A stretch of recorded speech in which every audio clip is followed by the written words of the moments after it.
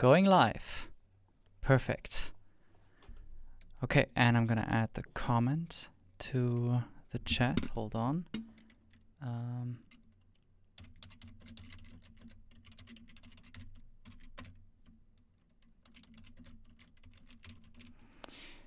Just to let people know that if you have a question, you can just tag me directly and I can see it more easily. Hello, everyone.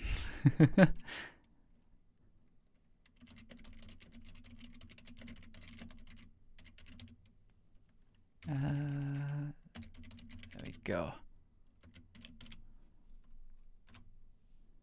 And I'm gonna pin that message so everyone can see it.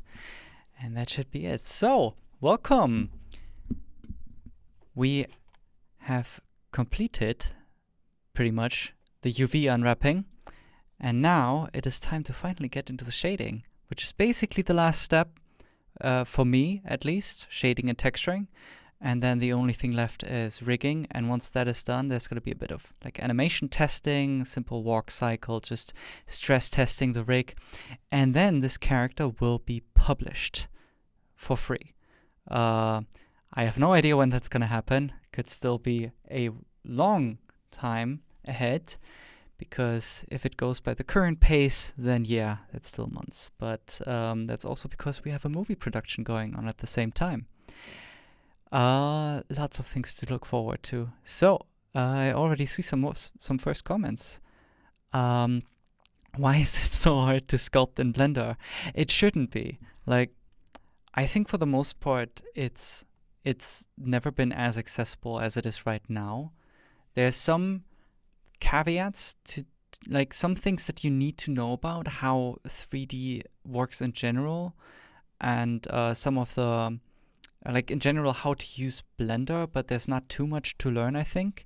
And then there's just a couple pitfalls, I think, that people just not quite aware of that usually result in some like odd behavior, odd problems. But I think for the most part, sculpting in Blender is actually pretty easy to learn, or like pretty fast, not necessarily easy. Another first question: do you know a quick and easy way to make cloth marks asking for a character masking? To make cloth. Not sure if I understand the question, sorry. When can we expect Sprite Fright? Around Halloween. That's the aimed release date. So by then the movie will be out, everything will be done, and we'll basically publish everything around the movie on the Blender cloud, which will be essentially like all the files, the entire repository, the entire project, essentially everything. So it's going to be a lot. But this is a little side project while the movie's going on. So snow. Right now I have all of the UV maps, which for the most part is just a single UV map. I already started setting up a secondary UV map for the clothing, which is going to be used for the seams, but I still need to finish that. But I will just do that once I get to the seams, and instead I will just kind of set up everything else. So there's lots to do. And hold on. And I will get to it in a moment. First, another question. Okay, but then since I started using Blender, I haven't found a beginner-friendly full tutorial on sculpting a human being. There must be like some really good beginner courses online for sculpting in Blender, also sculpting humans, but I think it's worth noting that sculpting humans is not easy. So typically when you find a beginner tutorial, they will probably not immediately dive into sculpting human characters, because that is basically the contents of an advanced tutorial, and making something like that beginner friendly is frustrating. Not for the tutor, but for the one who tries to learn something, because you're sculpting a human being, and then you need to take into account like all that stuff like anatomy, and like it's just so much to sculpting humans. It's not easy. Anyway, so I kind of named this stream shading, stylized character shading, but it's also going to be texturing. And I think one of the first things that I would like to do is just, I have this grid pattern on the entire character. It's the same material over and over again. Also, let me turn on some music, because I always forget. There we go. And this grid pattern should at first be replaced with the most basic colors that I need for the character. All the essential ones. And then I would start painting some basic color variation in via texture painting and vertex painting, and also slap on some texture patterns like on the clothing. So for that, I would say I will get to that in a moment. First, let's actually replace all of these materials. So this is just the same one all over again, color grid. So I could just remove this one, make a new one, and call this skin. And that should be pretty good. One of the things that I would likely do right now is to actually open another Blender. There we go. And I'm going to open the sculpting file. Because there I already did some pre-visualization on the character, exactly how, like somewhat a rough idea of what I want him to look like. And now it's really about detailing that, so I should pretty much base it on this. This was basically the last thing I did in the sculpting process, just posing Snow. It's loading the materials right now. Posing him right next to Rain, the first character of the series. And just kind of getting him as close as possible in the style and appeal to her. Just nailing down everything that I can before going into further detail. This was also the moment where I changed some of the colors, like his pants and his shirt originally had different colors. Of course, he doesn't have any textures, but the shading is already to a level where I wanted it to go. But one of the things I'm still a bit unhappy about, and that's like a bit of my fault in general while doing him, while creating him, is I think his skin tone is a bit too light. It's like, it's not by much, but especially when you look at some of the, like I think I still have the original sculpts. Oh, hold on. Let me quickly disable sculpt vertex colors, then I can actually see the vertex colors. Okay. In the first sculpt that I did, like, he's pale. He's incredibly pale. And that's like something I tend to do, I think mostly because of the viewport shading, because I tend to use matte caps. And they always just multiply the shading on top of the base colors. So if you actually have like really dark colors, everything just turns black. And that's why when I'm painting characters of color, it becomes really tricky, because I need to.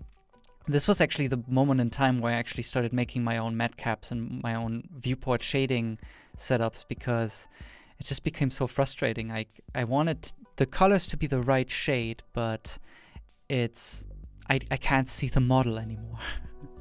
So it's a bit unfortunate, but that's why eventually when I got to the shading, like also the expression testing, I darkened it, brought more saturation in, and even then during the materials I went a bit further, but I think I can still improve it.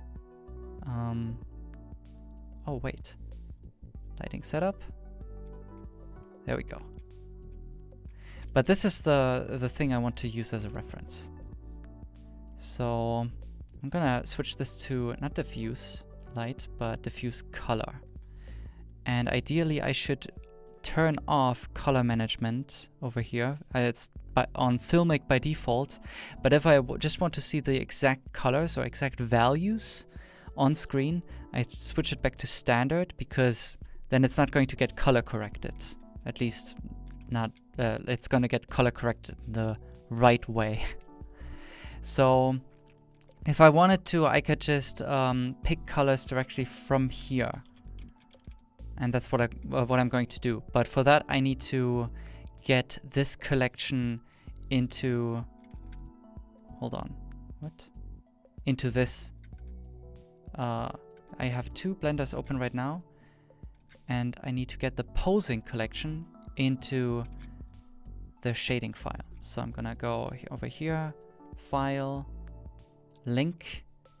Actually, I think link should be fine. And then I'm going to the sculpting file, which is snow dot, why is it sorted by date? Snow.sculpting collection, and then you can switch over here, posing. And I'm not going to instance it. I'm just going to link it in. If it's instanced, then it's a single object. If I link it without instancing, it's the actual collection. And you can see the little link icon. That means it's like just still coming from the other file. And I cannot actually make any changes to it, but that's fine. I just need the color information. So if I go to diffuse color, I should be able to pick exactly the right colors. Also, I already see some questions. I have a Ryzen 3 2200G CPU with 2 gigs. Is this enough for some low-level 3D render? It should be. Like, I think you can render a lot of things even with low-end hardware, but it's gonna take longer. And in some cases, you should also be careful about overheating. Like, I think in general, it's easy to render a single image. Rendering an entire animation is always tricky. So I would say yes. Where you might end up having difficulties is if it's a very complex set, for example, like an entire scene, and then it's very, it needs to consume a lot of memory to actually render. That's where you're going to have problems. Another question, what rig do you will you use for the final goal? We're going to use a setup that Demeter Zadig, our rigger, was developing. It's based on Rigify, but it's an adjusted version. We call it Cloud Rig. It's actually available on the Blender Cloud. Also, the character Rain is based on that rig setup. So it's going to be a fully featured rig, probably with also a bunch of new features like finger IK bones and stuff like that. So the intention is that just anyone can download that character fully rigged and just animate for free. And it should be as easy as possible to animate the character. Another question, I find it very useful to change the background color to mid-gray when texturing, so I don't make things too dark or too light. It's a good tip. I tend to use the gradient in the background, but now that I get into shading, it might actually be good to have something consistent. Then I'm not going to get confused with the actual values of my materials. Thanks for the tip. Have you done the rigging stream? Not yet. We'll see if there's gonna be one, but my hopes are still up. But there are definitely still going to be streams, even if the character's done, I think. Another question, please. I know many have this question. Will Blender forever remain free, even if like collabs with other big companies? By definition, with the license of Blender, it has to remain free. It has a GPL license, and that's essentially that any piece, like anything based on the code of Blender, also needs to, like, it also automatically inherits the license, and the license is really just completely open source. I think someone at some point told me the only way that Blender could ever become proprietary is if everyone who contributed to the code agrees to it. Basically, everyone who ever contributed code to Blender needs to give up their copyright. And that the chances of that happening are basically null. Like, it's impossible. So it's always going to remain open source.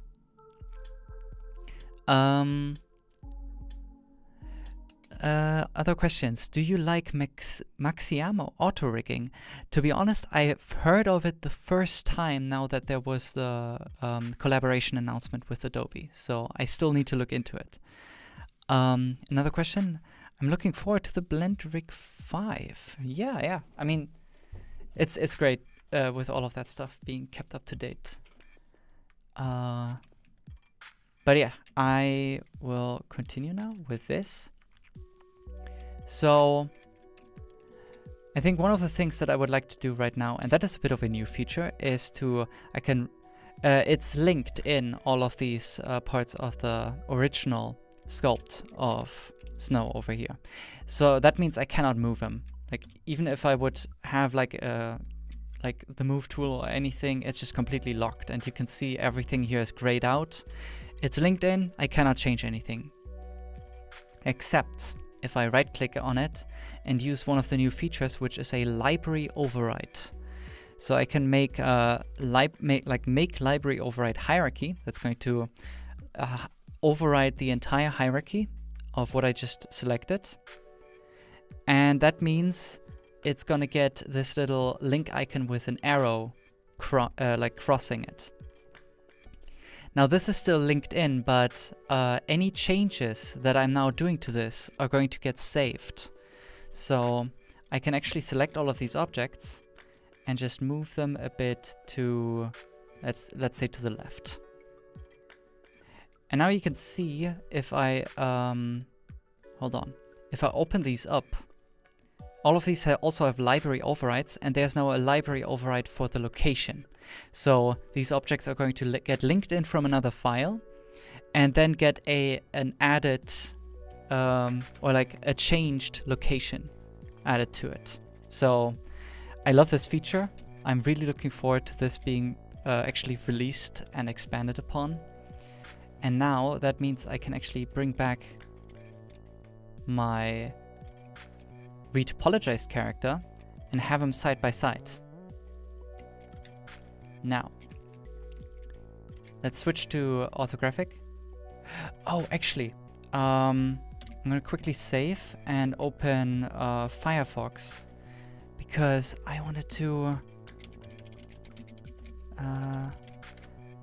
quickly download the latest version of an add-on that was broken for the longest time. Save this. There we go. So preferences, add-ons, I'm gonna install it now. Screencast Keys and enable it. And it's still... I don't understand what is happening, to be honest. Screencast Keys. Ah, the naming changed. Okay, now this should work. And that means if I go in here and enable Screencast Keys... Oh. Yeah, I think it's still broken. But it's only broken on this computer. I don't really understand it.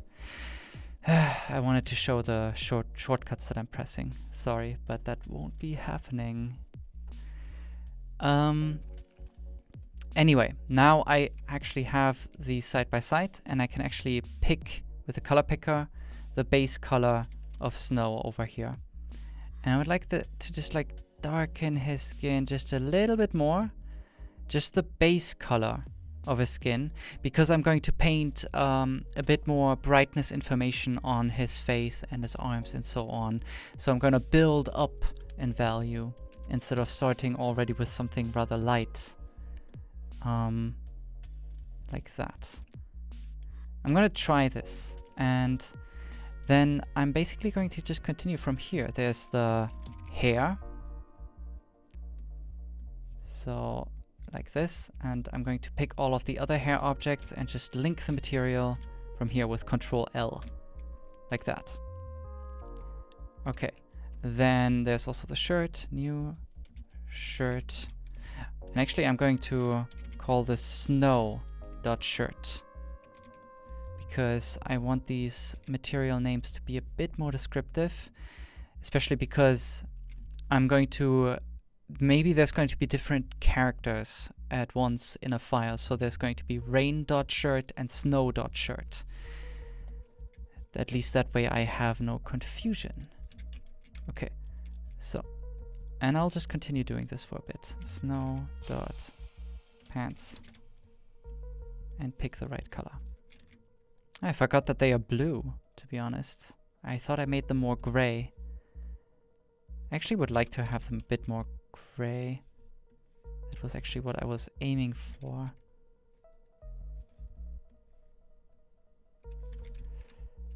And then with this,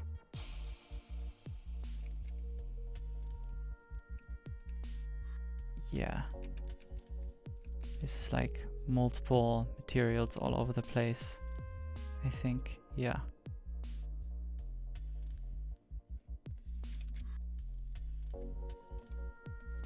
Snow.shoes. Anyway, there's some more questions.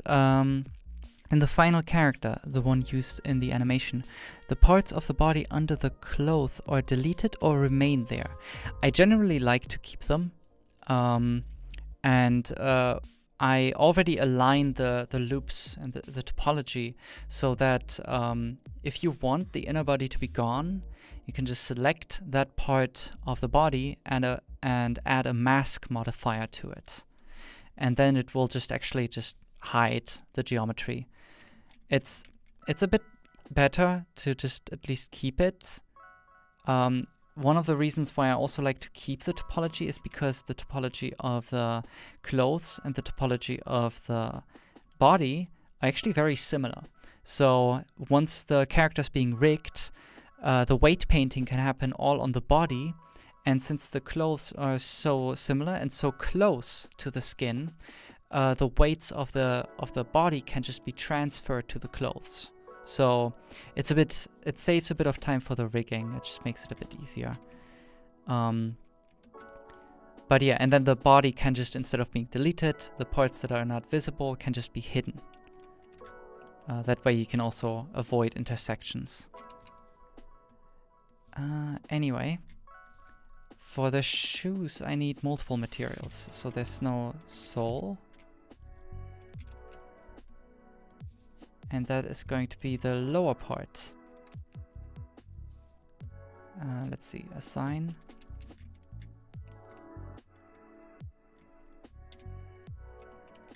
Gonna assign this as well. Like that, basically.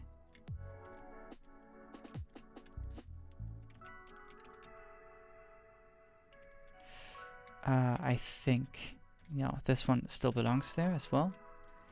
And then there are the so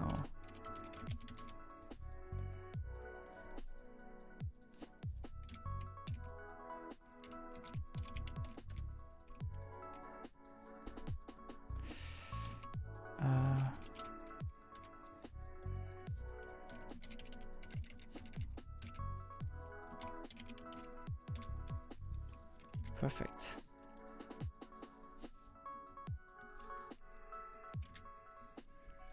Okay, and then the last one.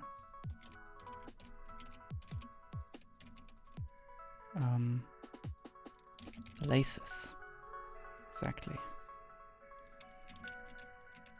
Okay. And then there's stuff like the inner. Oh yeah, damn it.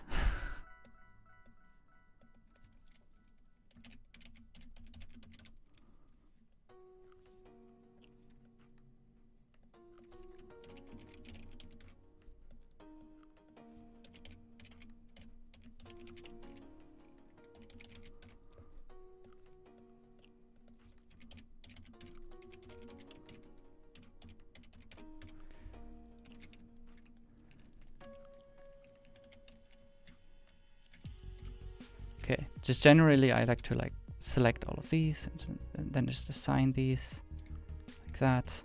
There's one face over here in the back, which can then be the pupil, and that's just gonna be black. Now, this of course needs the correct color.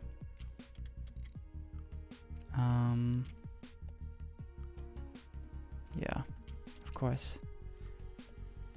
And for this, I guess it just makes sense to have kind of a preview color over here. Like that. Okay. That's all of the colors picked. Now, of course, there's still lots to be done.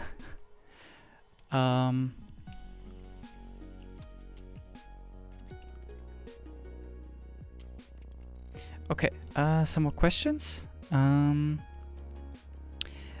should link your Instagram as well. You're a great artist. I've seen your work before. Also do an Instagram stream simultaneously. You'd benefit from that, I think. Thank you. I actually had no idea that Instagram streams exist. It's been a while since I've actually used Instagram.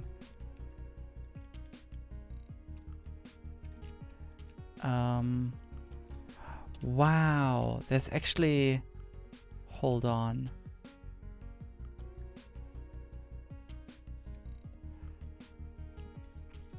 There's actually an object that I forgot about. That's only becoming really important now with the shading and later with the animation. And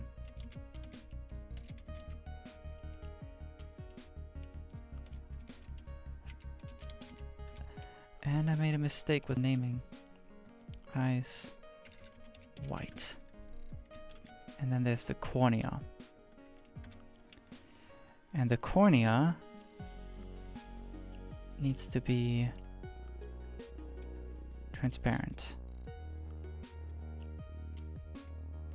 and not cast any shadows.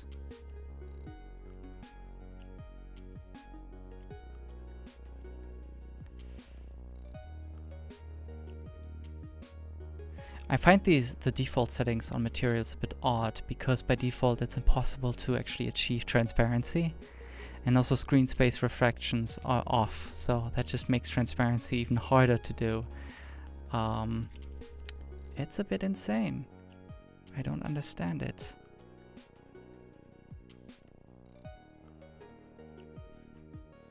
For now I'm just gonna turn the alpha to 0. It's fine. Anyway. Those are the base colors, but there's also still the inner mouth. So there needs to be the gums.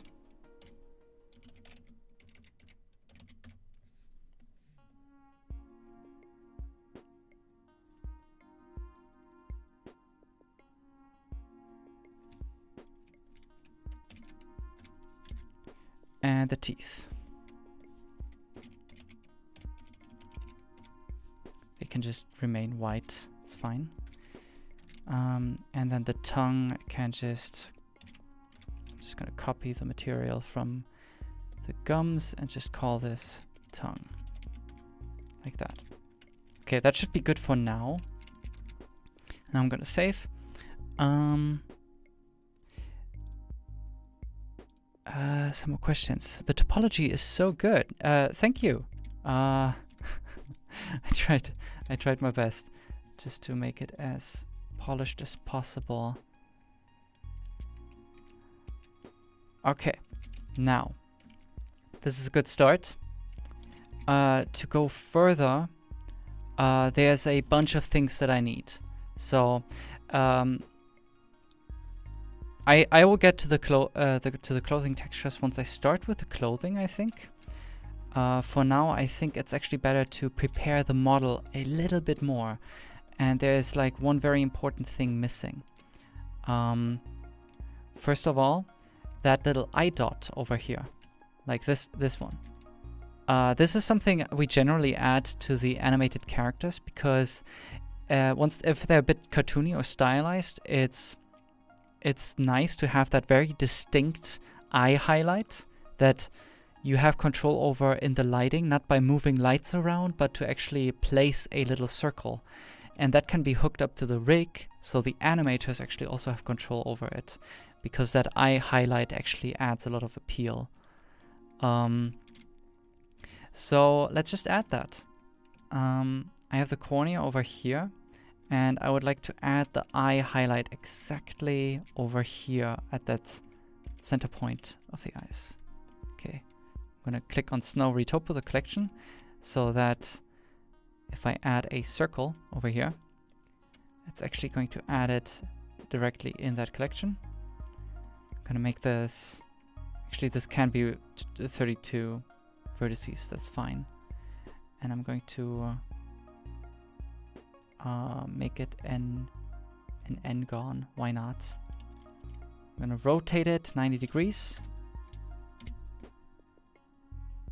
and scale it down. I'm gonna give it a material, and that is snow dot I dot. And this is going to be an emission material, like that. And let's see. This is now geo dash snow. I still need to fix the naming of the objects. Snow underscore I dot. Okay. Now I'm gonna select the body and just set my 3D cursor here with Shift S. Actually, hold on. Before I continue, someone wrote in the chat, you installed the wrong Screencast keys. You installed a version that you already had, not the new version that you just downloaded today. I'm gonna quickly check again by date modified. Screencast keys master. Okay, that's the one I downloaded. Oh, I get it. I get it. Okay, now I just need to go to the configs folder. So Blender. There we go. 3.0 scripts. Because it's the master zip, I need to actually fix something. Like I need to go in here, source Screencast keys. Copy that one, paste it in here, get rid of the old one.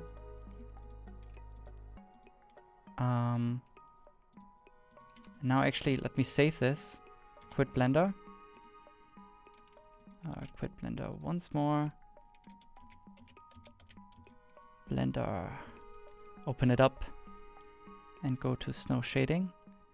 And now it should actually be part of the add-ons. So if I go to Screencast keys, it actually works.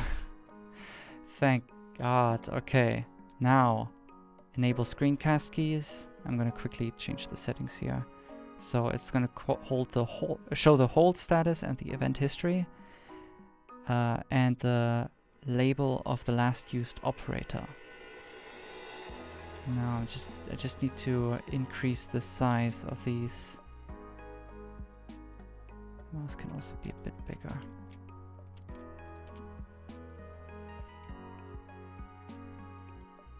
Perfect. Oh.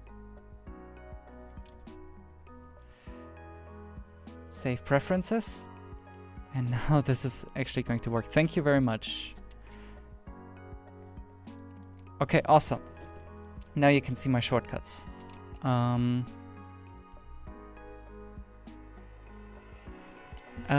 more questions. For how long have you been working on Blender? Well, I've been working with Blender, or using Blender for like around 10 years now. Working on Blender, I don't even know how to put a history on that. Like, I'm not actively developing Blender, I'm just giving feedback, essentially.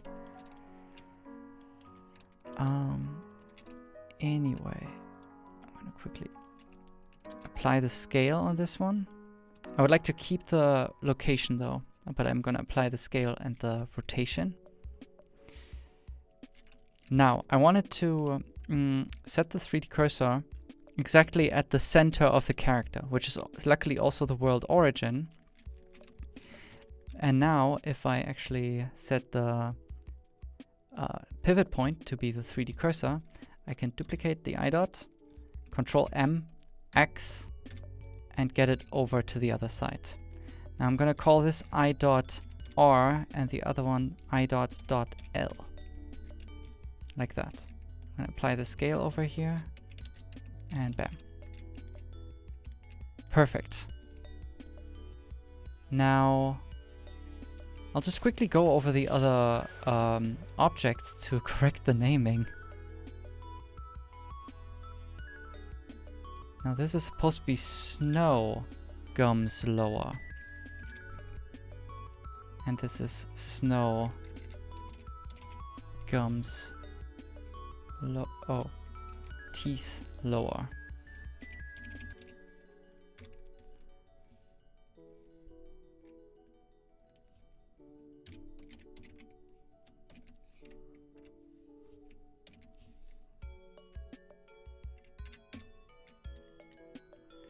I think the rest is fine. There's also still some confusion with the shoes. Gotta fix that. There are actually socks, but I think I will just get rid of them, to be honest. I don't need them yet, so I don't really need to put that extra effort in.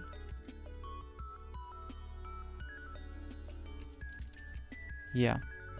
But that also means I need to actually change the geometry over here because his socks were kind of filling in that space. So ideally I'm gonna like let's quickly go into sculpt mode and just move that in, which I did a bit wrong. I was auto-masking by topology. I can just like quickly tweak this, pushing this in like that.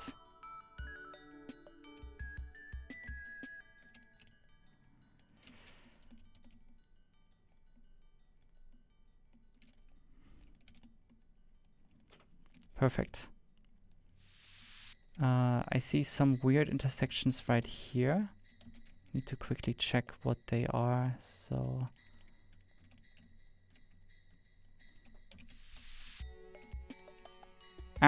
okay.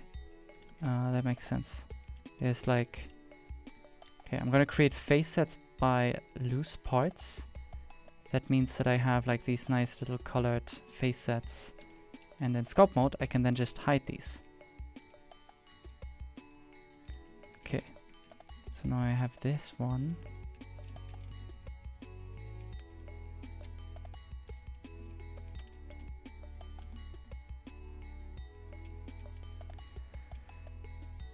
Yeah.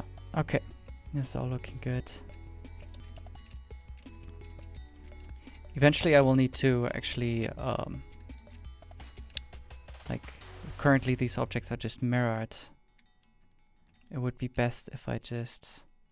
Actually, let me just merge these different shoe objects. I'll just make these one. Remove the mirror modifier. These are now just snow underscore shoes. No, shoe. And this is .l. Perfect. And then I will again duplicate this. Control M, X. Now I have it on the other side. Call this R. Apply the scale, which will flip all of the normals. Yeah. And then I can go into edit mode and just select everything and look for flip normals. There we go. Okay. And with that, I should have everything kind of nicely set up. Can switch back to shading. Save.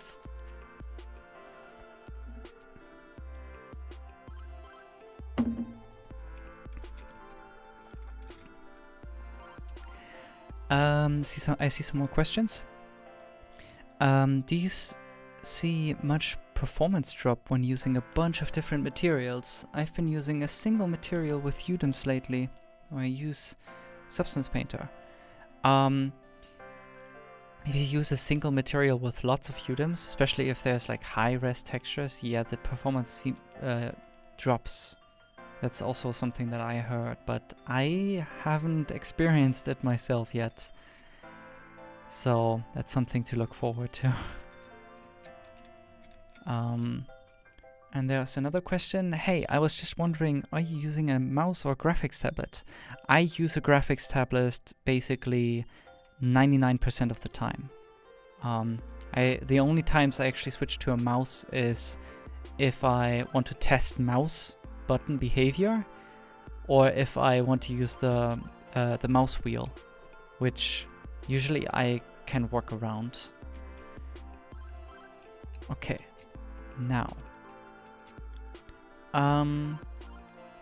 the next thing, and I know this is still not very much related to shading, and I could have done this earlier, but to make texture painting on the face easier in general, it's actually kind of nice to have 2 shape keys that you can toggle on and off, and that is closed eyes and an open mouth. I should have already done this for the UV unwrapping. It could have also made some things easier there, but I can also just do it now. So I can just add a basis shape key and 2 over here. Actually, let's just add 1 for now. Set this one to 1, value of 1, and call this closed eyes. There we go. Now, let's see.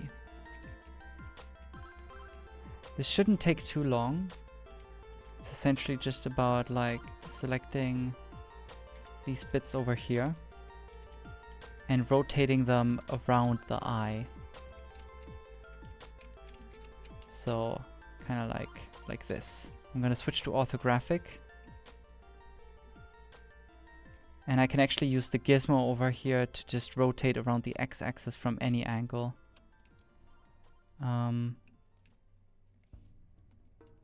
And I can just first like select all of these bits over here. I can like basically rotate it like a crank if I hold down shift, because then I have more precision. Hold on. I'd actually like to do this a bit less aggressively. The eyelid should be a bit lower. Also, I want to rotate this one back. There we go.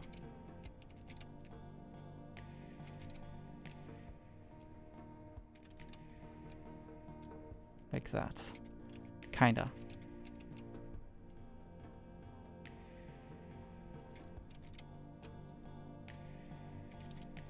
Okay. And I can just continue. This shouldn't take too long. It doesn't need to be super clean and appealing. It just needs to be functional. I want to have his eyes kind of look like actual closed eyes.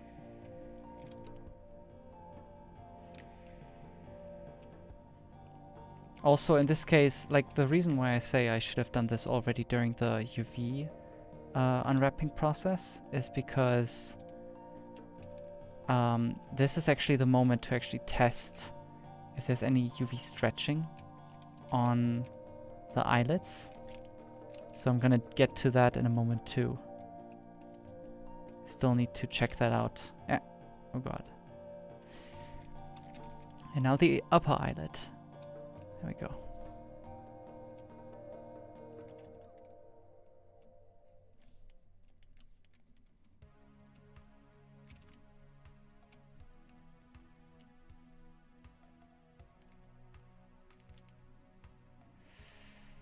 Like that. Of course, I need to tweak this afterwards a bit more. Rotation is not enough.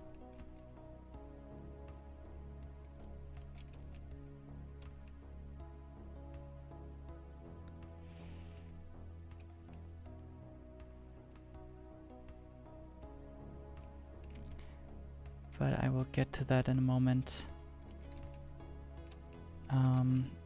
Also, I'm gonna get to the chat again in a moment. I just need a bit. Oh god.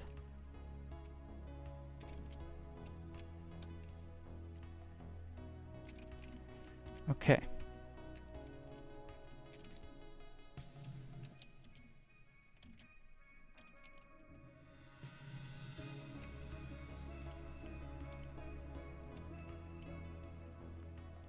Now I'll just move this. Just so the loops align. I want to at least have that.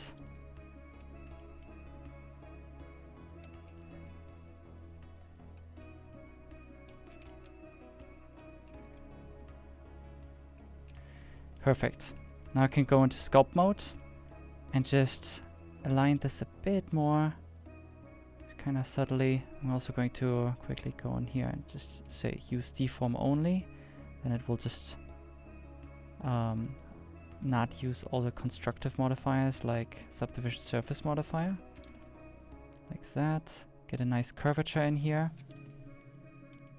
So make sure it's still symmetrical, then go into edit mode, and I'm just going to select all of these loops and just slide them in by just selecting the loop and basically just pressing G, or like dragging the gizmo and pressing G again.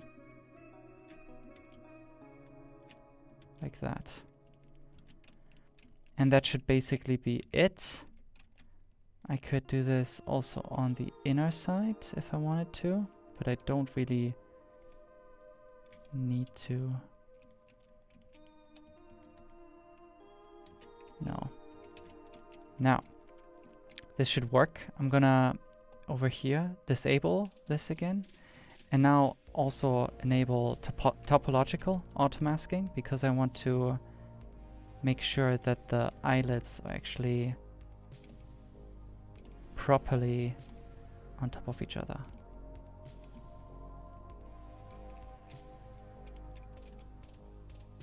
And that's basically it. There's not much else to it.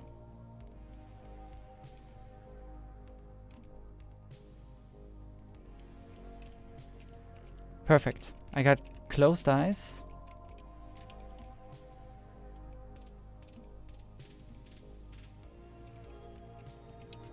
And now I can toggle this on and off.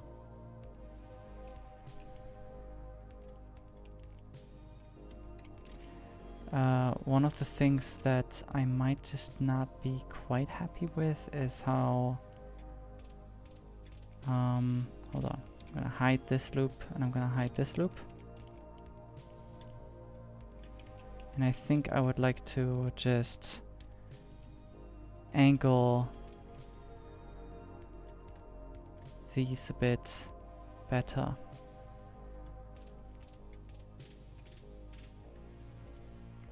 But then I'm done.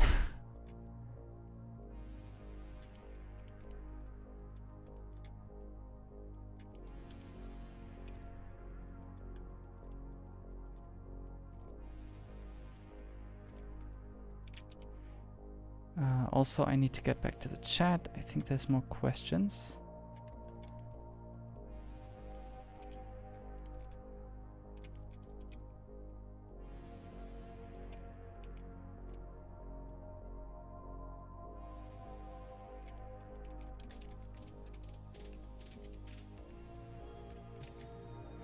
Okay.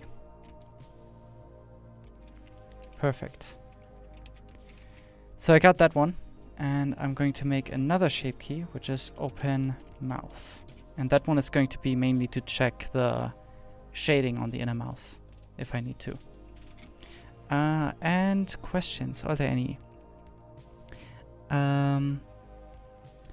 Is there ever gonna be a 1-hour movie made with Blender? I mean, that is the plan, to at some point have a feature film made at the Blender Animation Studio. Maybe it's gonna be the next project, who knows? Also, can I ask, do you guys use After Effects to composite your projects? No, we use Blender. Also, for rigging the character, need to get the eyes closed? No, not necessarily.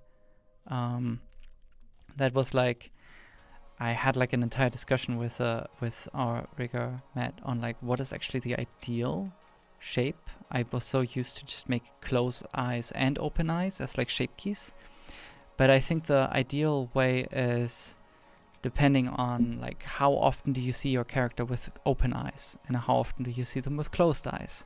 Now the shape that is going to be more prominently shown, that will be the default one. That's the best rule of thumb. If you often show your character with closed eyes and open eyes, it might be best to have like half closed eyes by default, and a good reference of how the closed and open eyes are supposed to look like.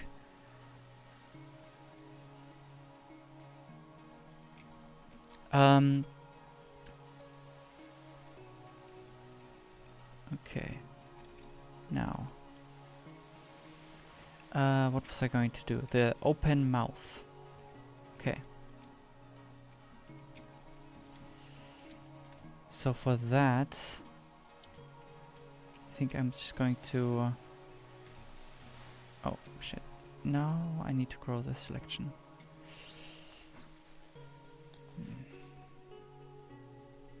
And I messed up my shortcuts for that. So select and then more. Oh, it still selects through it. Why? Oh, because the other side is still there. Okay, now. Select more. And then with Shift R I can just repeat it.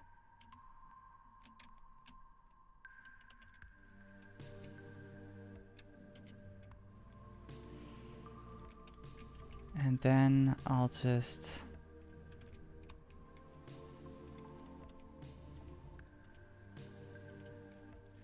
select all of this, like that.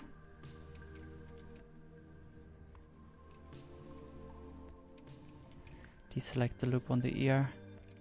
I want to have as much as possible selected of the jaw. Oh shit. This selection is actually going to the inner mouth as well.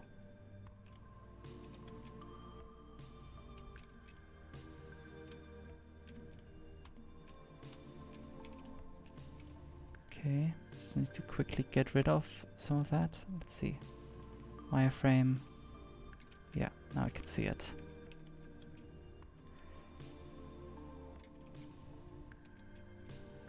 Okay, I'm gonna select all of this of the jaw. And the same on the other side. And I'm going to rotate that part around, like, over here. Rotate around the 3D cursor. And I'm going to enable proportional editing. Just keep that at a minimum and also set a different fall off, like that.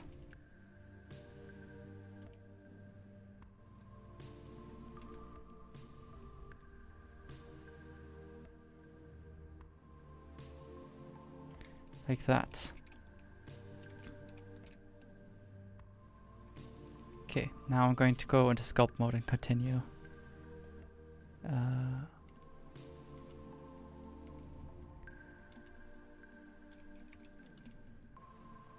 Like this, basically.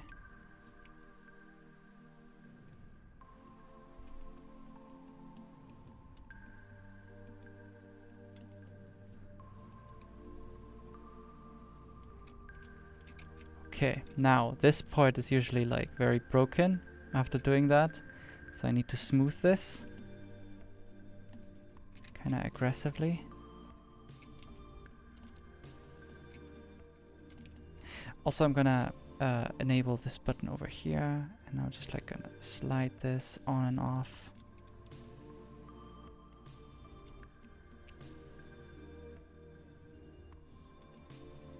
Okay.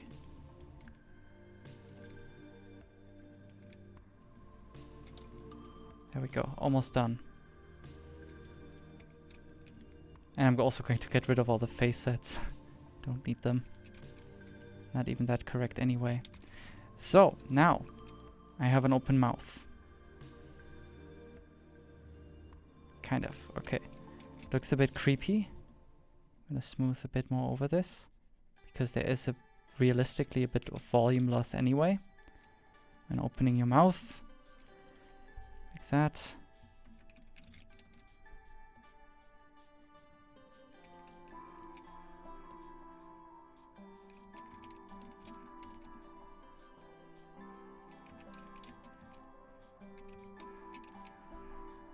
Okay, almost done.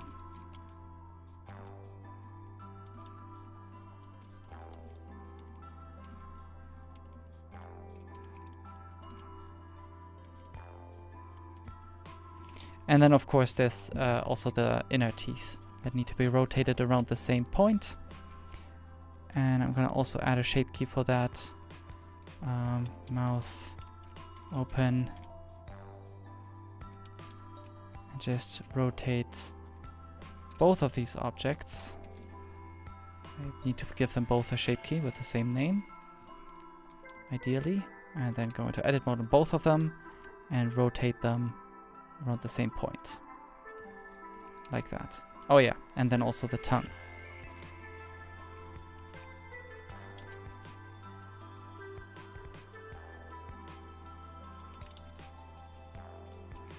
There we go. Now I can copy a driver over here. Like I can right click on this value, say copy as new driver, and now paste this driver on the other inner mouth objects. And what this does, it's going to turn purple. And if I slide this slider, it's going to slide the slider on all of the other objects as well at the same time. So now if I have these two shape keys, and I can just control the mouth and the eye opening, which is going to be very useful now once I get into shading. Perfect. Okay, some more questions. Oh, hey, Falk. Are you doing eyelashes? I just realized I forgot them on my current character. I'm gonna try to not have eyelashes. Just keep this rather simple and just kind of color the inner eyelid over here. That might just be enough.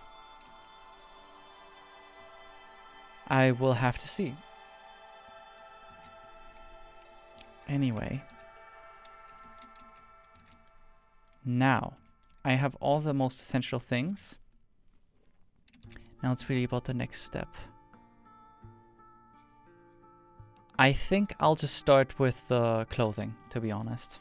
That might actually be a nice part. Just the most basic patterns. Actually, no. I think the face is the best part to start. So it's really about setting the most important colors down first.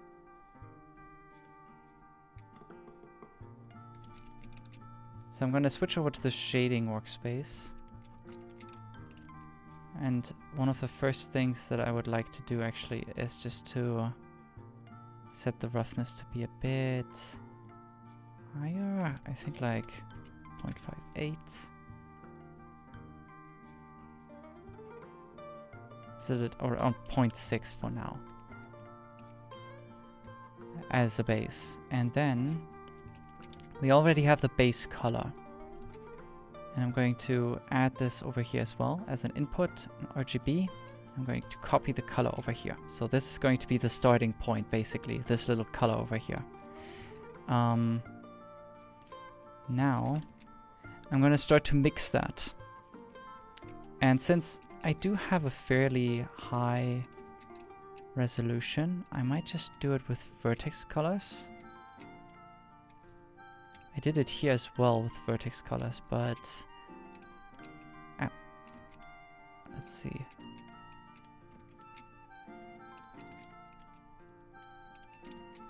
Yeah, I do have a fairly high resolution. I'm gonna try it. So I'll add some vertex colors over here. Vertex colors, add color, and I'll just call this underscore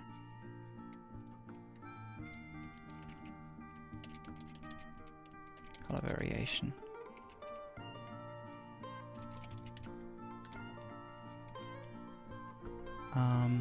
Actually, base color. Because I think the best thing would to actually just replace this color over here. Just do it completely with a base vertex color layer.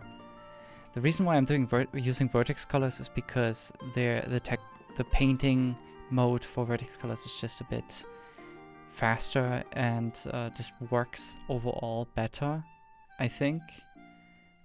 With texture painting, you can get to a higher resolution, you can get like more detail out of it, but for this, I don't need detail. So I'm actually just going to copy this over, and with Shift K, I can just, hold on, let me just enable Screencast Keys again. Okay. Shift K, I can fill in the color completely.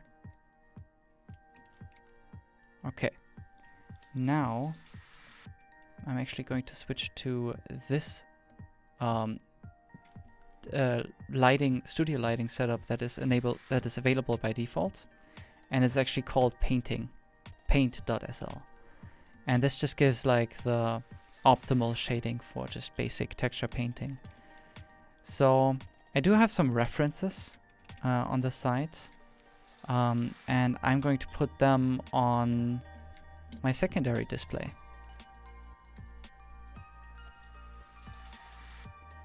Hold on.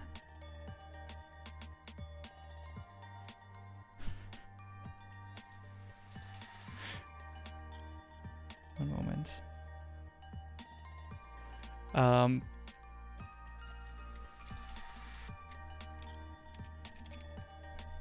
Oh no.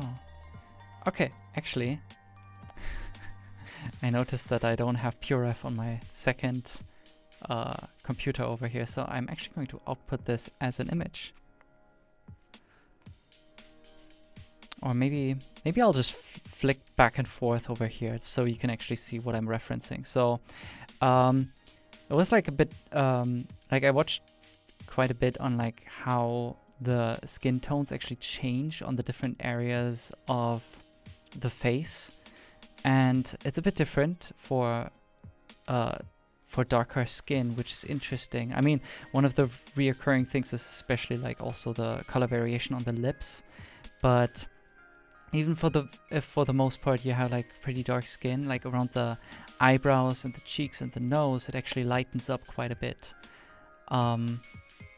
It's never quite like it gets more towards red, like on white skin, but kind of keeps or gets more saturation, but it's a bit more of this like light brown over here, which is really interesting.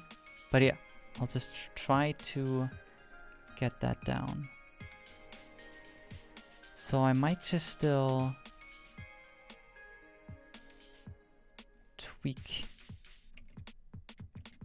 the most base color over here.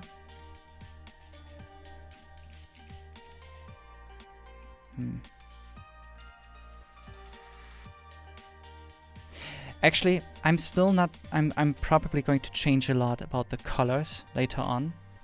And I want to be able to fine tweak this without working like, I don't want to work destructively. So I'm actually going to, I'm going to make a few,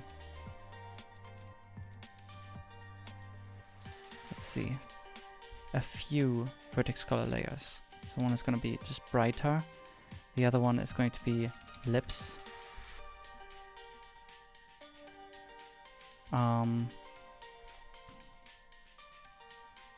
And color darker. I think that's gonna give me most of what I need.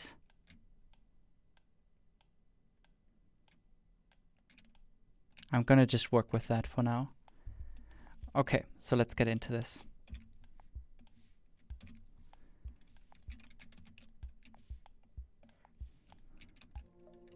Okay, so first off, let's actually select all of this, all of these parts over here of the lips. Go into, let's see, Vertex Paint mode, and enable Vertex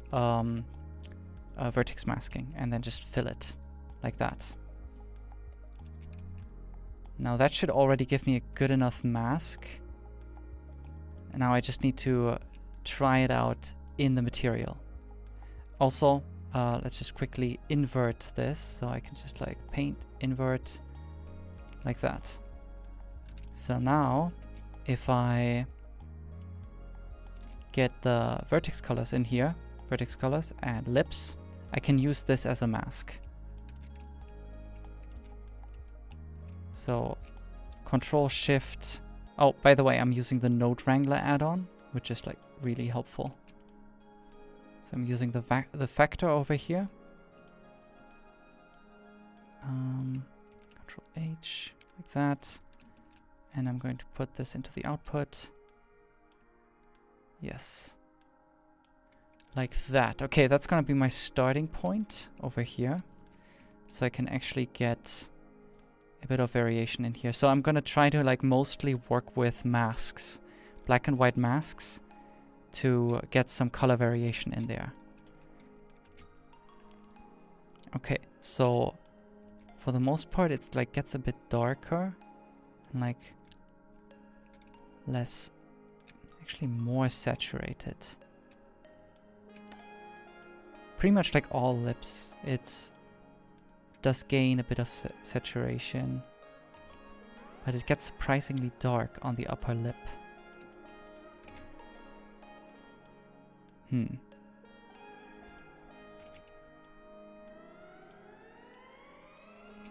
Okay, now I'm gonna go to Vertex Painting again. Bit of a lower strength, and I'm gonna paint out some of this on the corner, just a little bit. Oh yeah, also I'm gonna turn off this button over here so that the HDRI actually rotates with my view. It's really useful.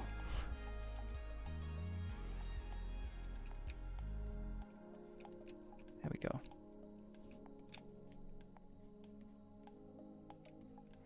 I still don't think that these are the exactly the correct colors that I'm going to go with later on. But I'm just gonna keep working and see how it comes together, and then I can still tweak the colors because I still have everything procedurally over here, non-destructively, like that. Okay. Then I'm also going to get the attribute over here, which is color brighter. Still haven't painted that one, but I'm going to get to that in a moment. So I can go to Vertex Paint mode, brighter.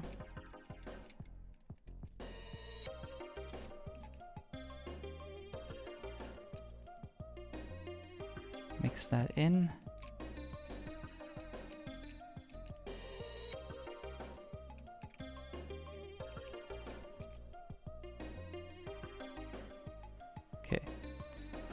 So if I paint over here, it's actually going to mix in a different color. So that might just be that exactly what I want to do over here. I just need to pick the correct color. So it gets a bit like a bit brighter, a bit more saturated, like more orange in a way. Like there's also variation of on this, of course, but I don't want to make it too pale. Okay, like this. Okay, and that's like, let's see, how much is like the maximum amount, like white on the mask, like that.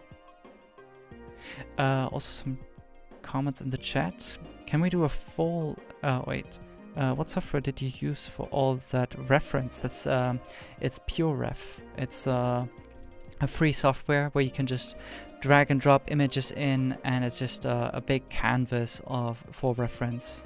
It's really useful.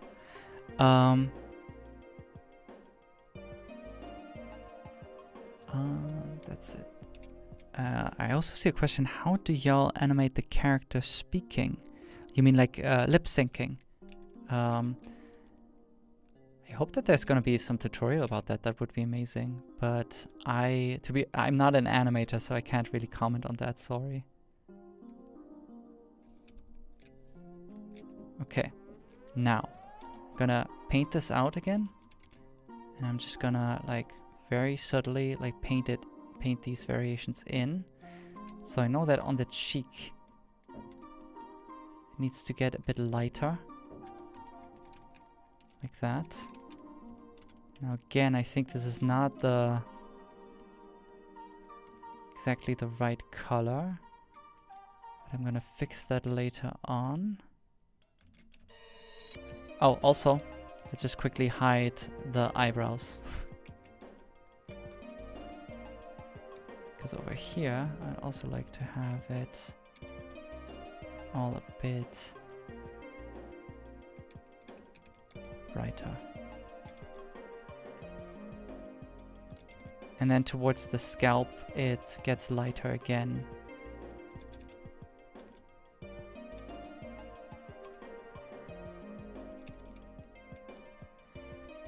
Of course, overall, I would like to have this kind of like simpler than a real skin texture. I don't want to make this too realistic. But I'll have to see how it goes.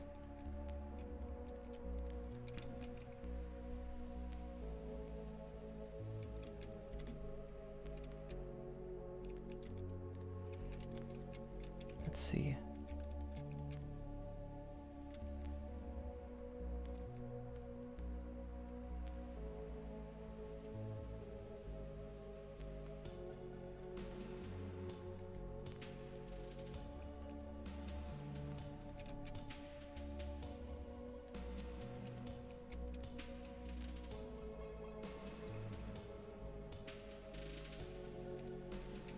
Oh, Jesus. Yeah. Also, if I want to improve the performance, I can also turn the subdivision surface modifier off. That would be nice. I also retopologized the character to work pretty well with no subdivision surface modifier. So that should help me out pretty much right now.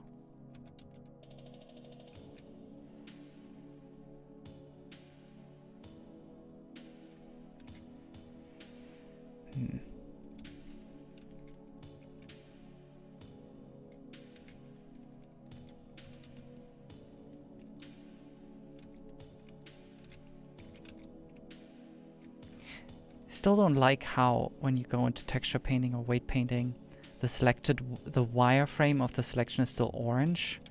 To be honest, it should be like in edit mode or in sculpt mode where it turns black.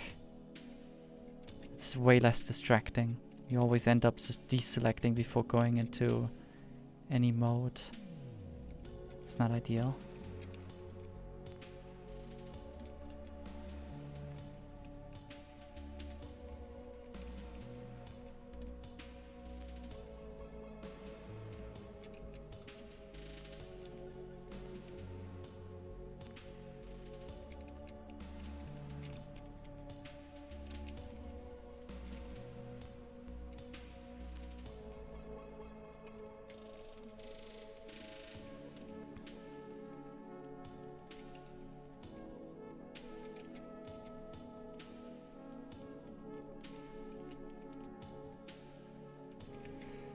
See.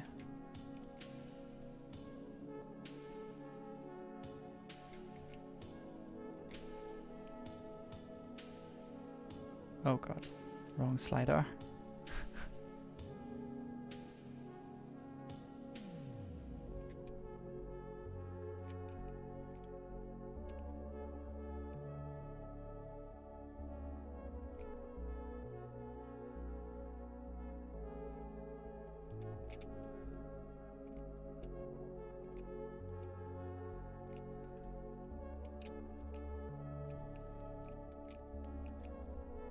I'm gonna turn this back down to 0 and just keep painting like this.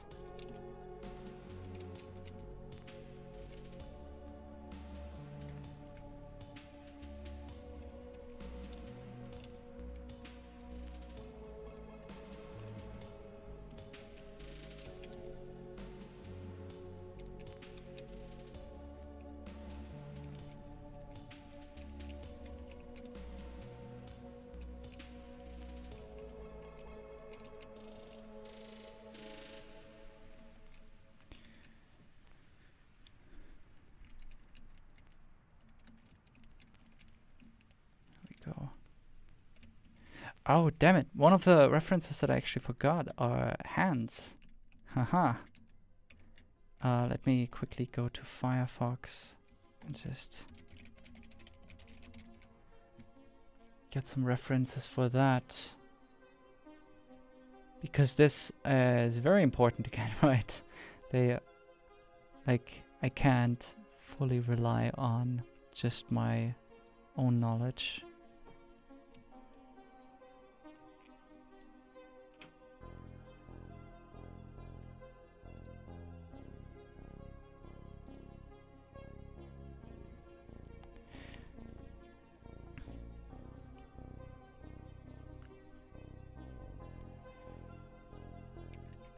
Also,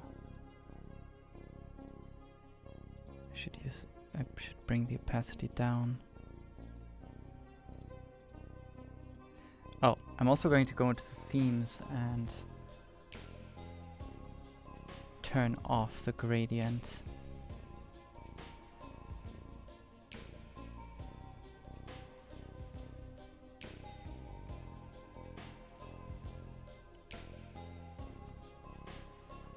I wish that would just be the case, that like you can change the color. Let's see.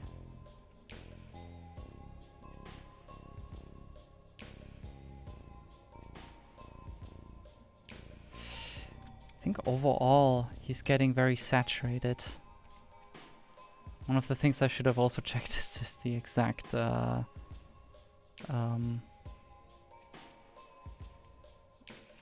like if the screen actually shows the right colors.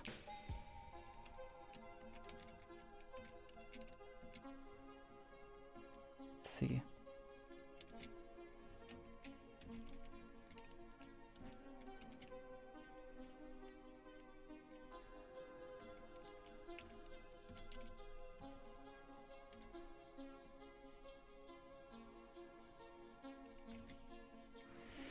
Anyway.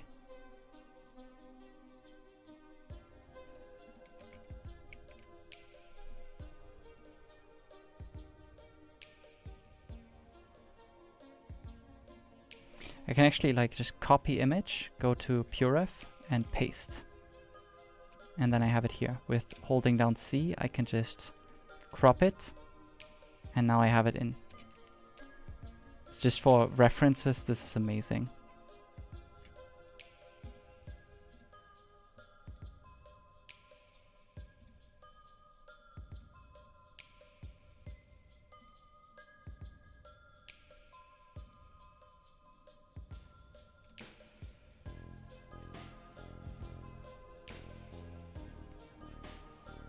Yes. Okay, I'm gonna paste this in as well. Like that. Oops.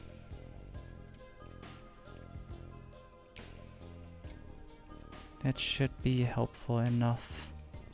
I'm gonna save. Keep this in mind.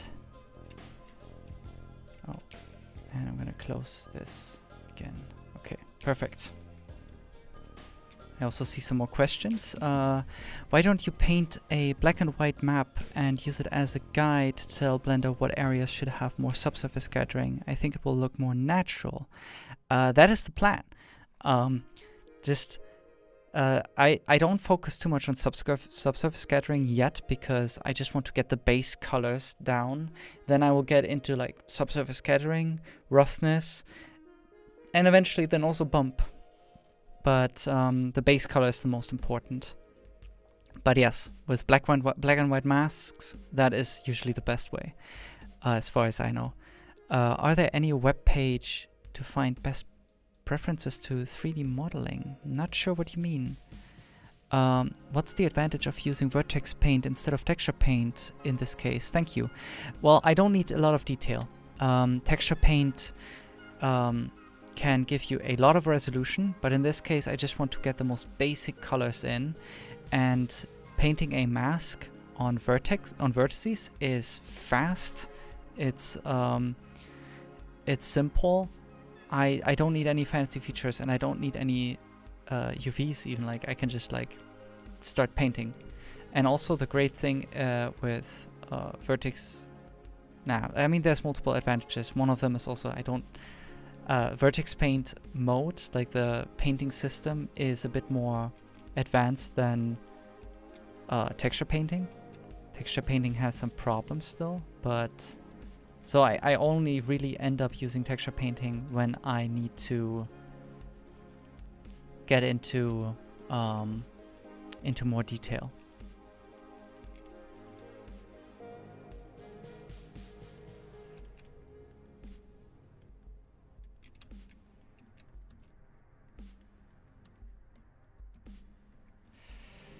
Okay.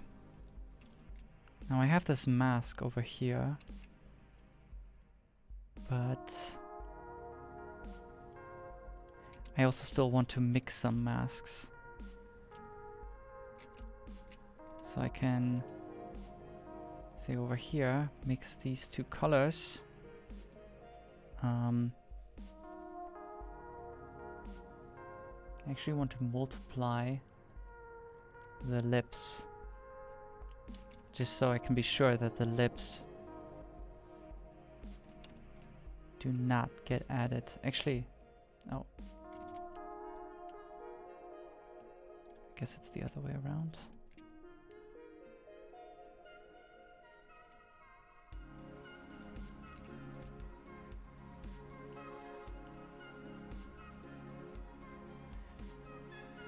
Nope.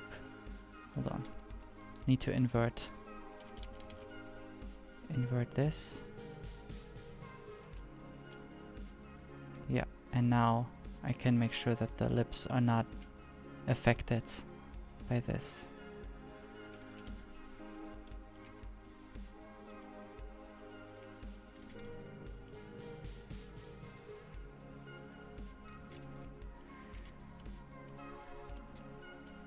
Perfect. Now, let's continue.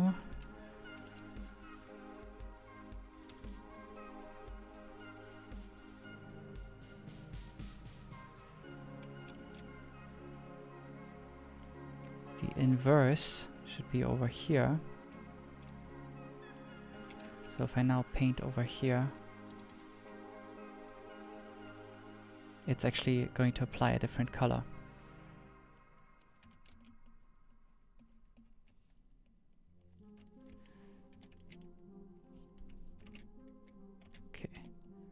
Let's actually paint this in over here. See what's happening.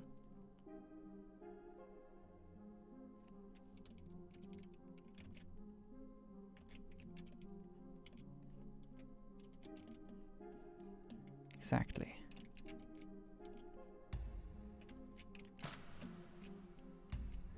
It's looking a bit fast and a bit shoddy. It's gonna get better. I'm gonna turn down specular for now, just to see this a bit better, and I'm going to turn up the subdivision surface modifier again. And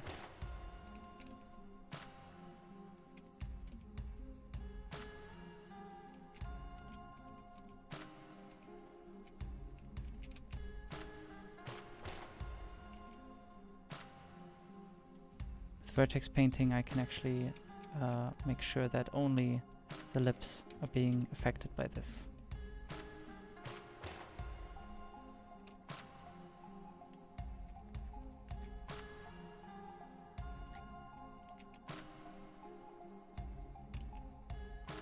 I think overall the skin is too orange. Like I somehow need to get that a bit more into the red.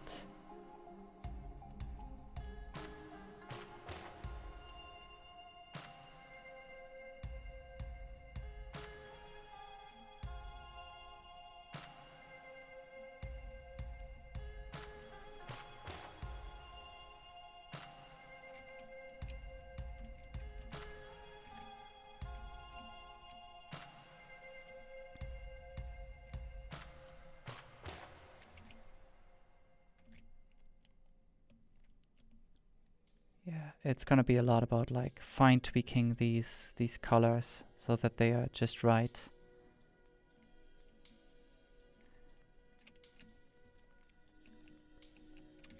And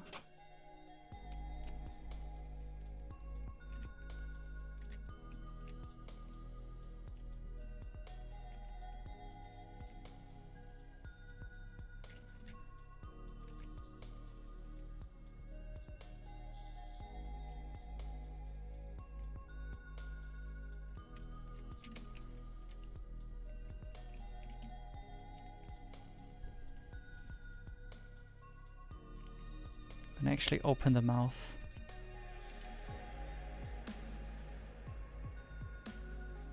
And for this, it suddenly becomes really useful, because then I also have a bit more control over here on painting on the upper and the lower lip separately. That is really useful.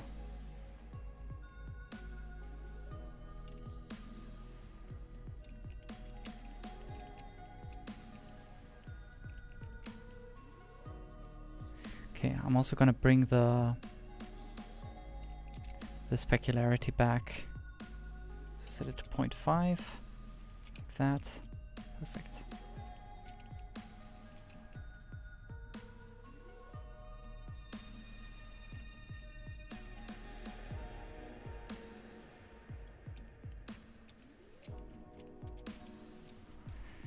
And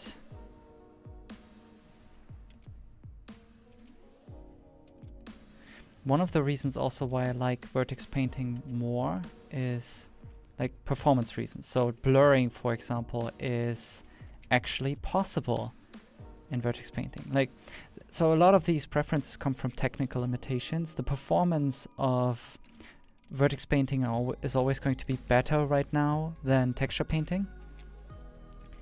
So that is, for the most part, driving my preference. Now, can I get this a bit darker? Can I get this a bit lighter?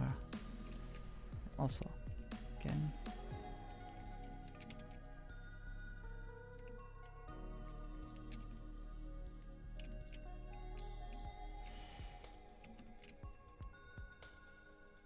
Save. Turn down the shape key. I'm still not really happy with the colors, but at least there's a bit more definition in there right now than before. I see a question. Do you use cycles or Eevee to render the concept arts? Oh, well, depends. I think Eevee is great for even if you use cycles. Eevee is great for previewing materials and lighting and all kinds of stuff. So I would say use both, but if you want the highest quality render, use cycles. Unless you want to go for something that is not photorealistic. In that case, use Eevee.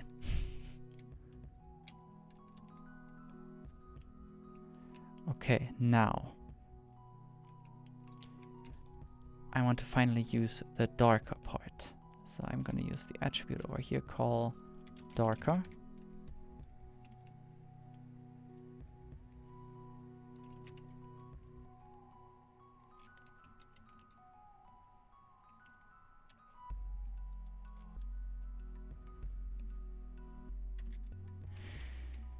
There we go. So there's nothing on it yet, but if I use this as a factor over here, I can define the color I want. So if I go into Vertex Painting over here, color darker, I flood fill with Shift K on the entire thing, black. And then if I paint, for example, over here, white, I can see what color I'm gonna mix in. Yeah.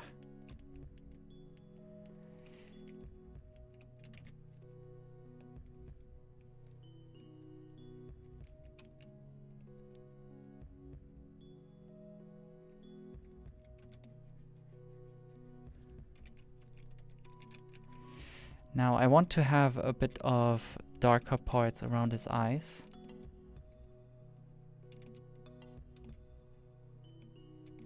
So I'm just gonna paint that in really strong right now to see how it looks.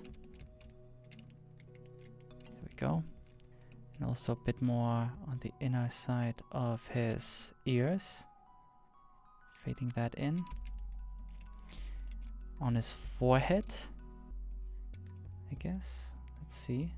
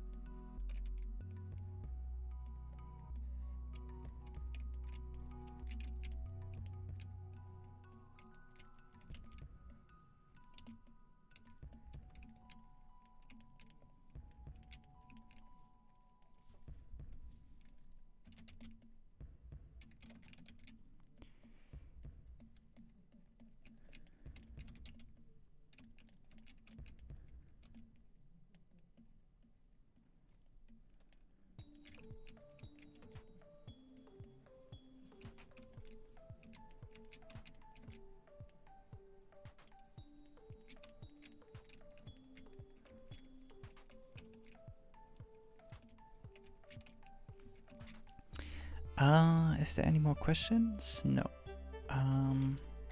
Let's see.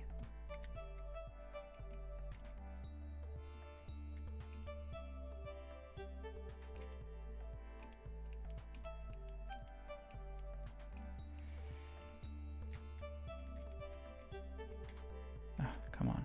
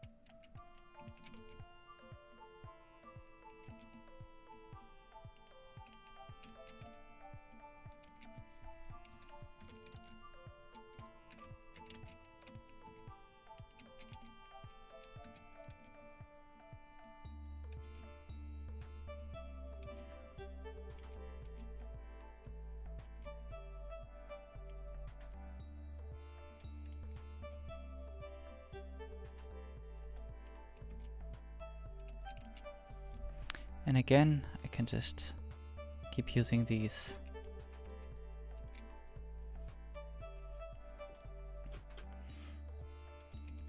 Now eventually I also need to paint in the inner mouth.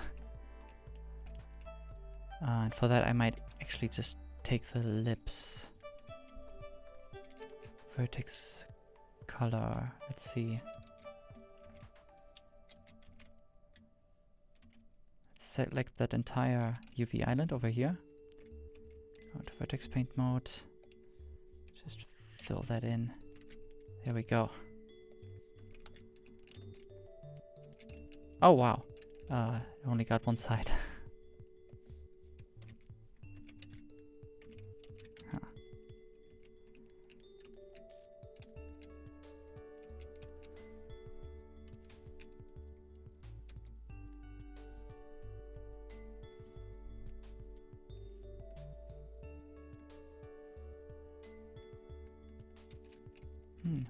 Why does it not show the vertex color over here?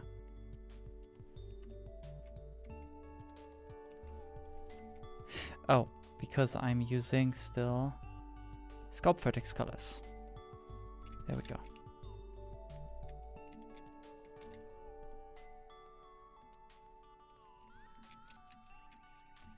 Okay, that's working better.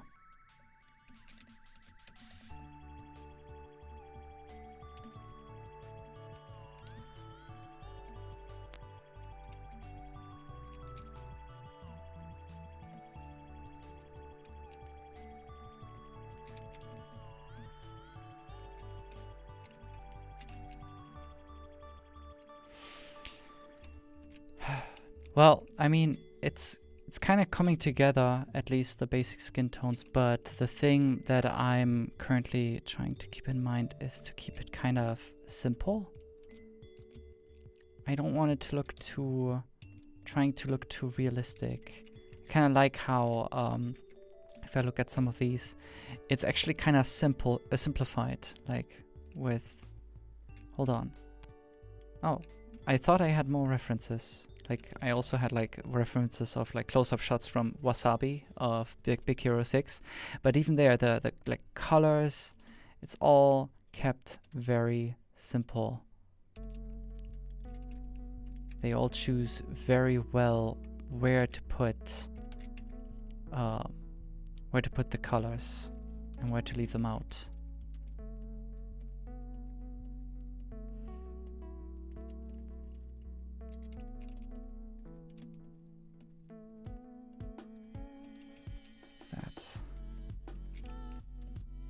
Okay, I want the nose to be brighter.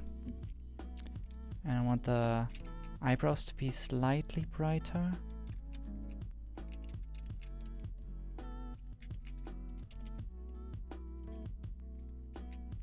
And the cheeks.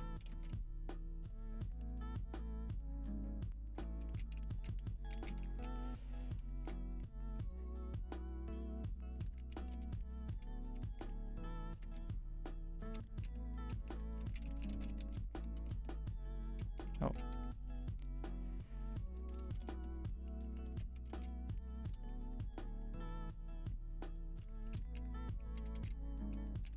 I'm gonna leave out this part over here. There we go.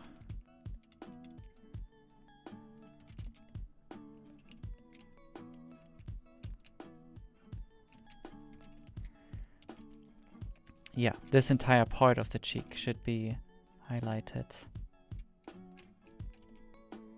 Just so it's consistent with the shapes.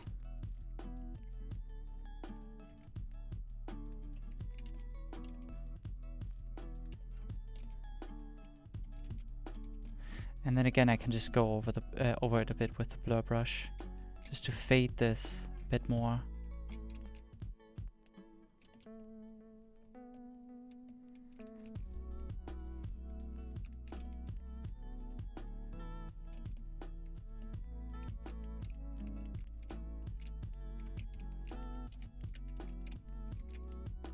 I see some questions pop up. Do you know a way on how to render realistic grass in Eevee? I'm not sure. Probably you need to find a way on adding some translucency to it, like subsurface scattering. Otherwise, like subsurface scattering could blend it very well, so maybe try that, but could also result in some like ugly splotches. So I'm not exactly sure. By the way, I'm also going to tweak the roughness on the clothing just for pre-visualization. Also on the hair, like that.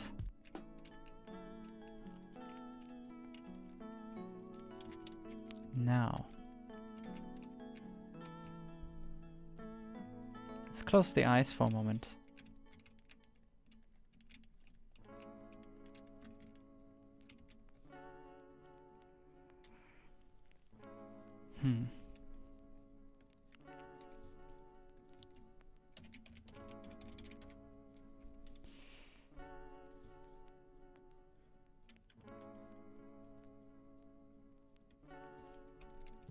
Okay. I'm actually going to select the inner eye over here, the inner eyelid. Same thing on the other side. Like that.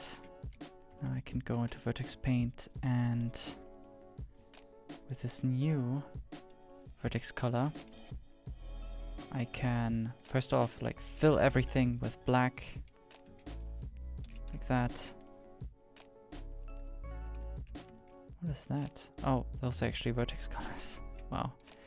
And then paint in white over here.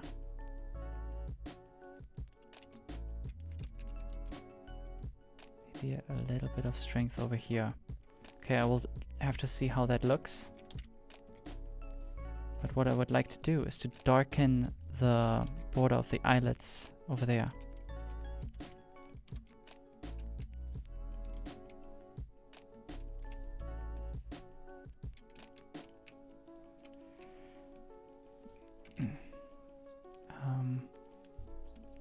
What is it called? Eyelets.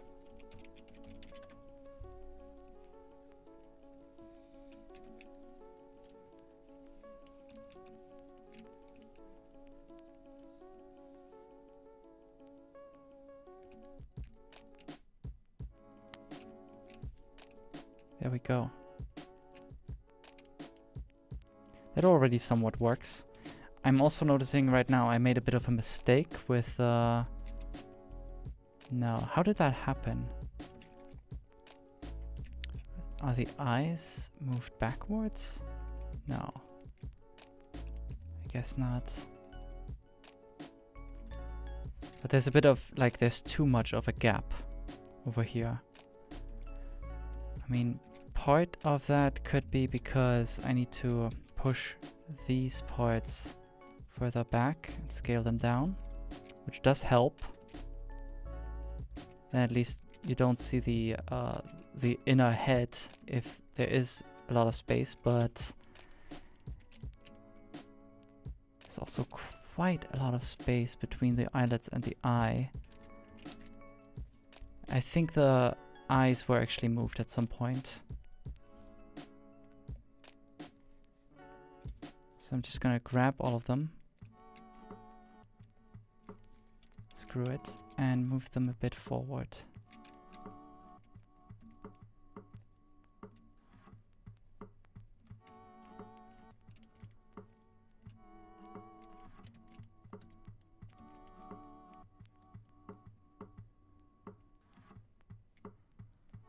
Basically like that.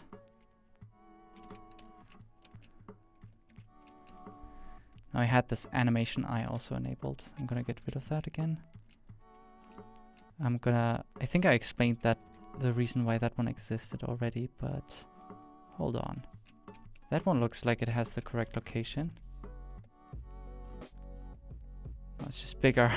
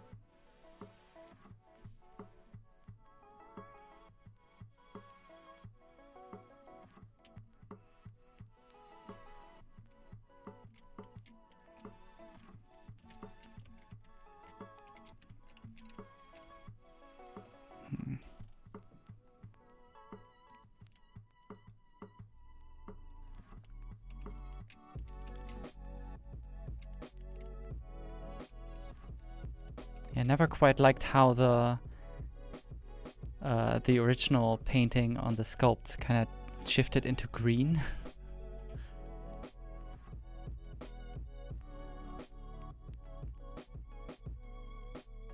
Don't think that's really correct.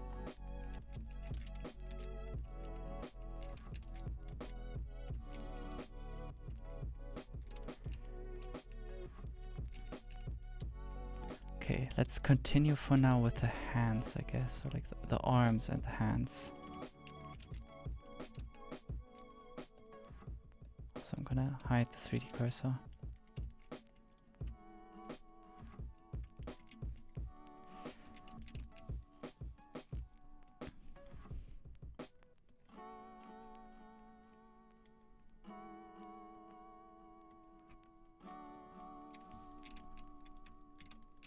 Yeah, this is looking better.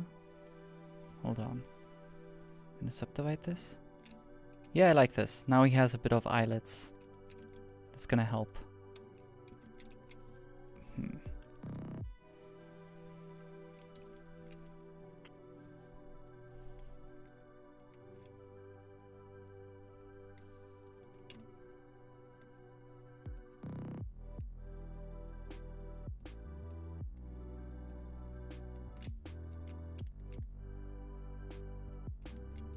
I think this is going in the right direction.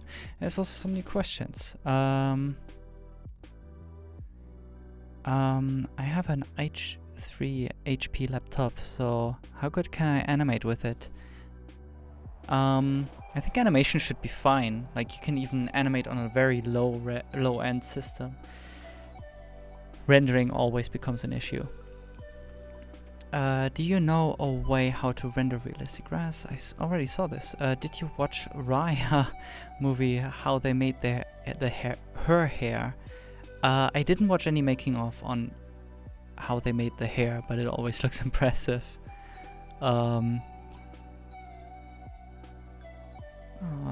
Okay, thanks.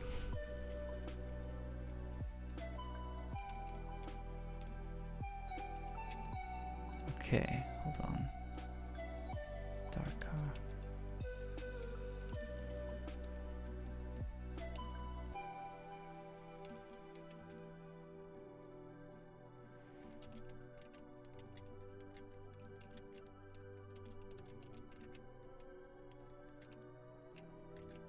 Interesting. Like, there's a bit of darker spots on the knuckles.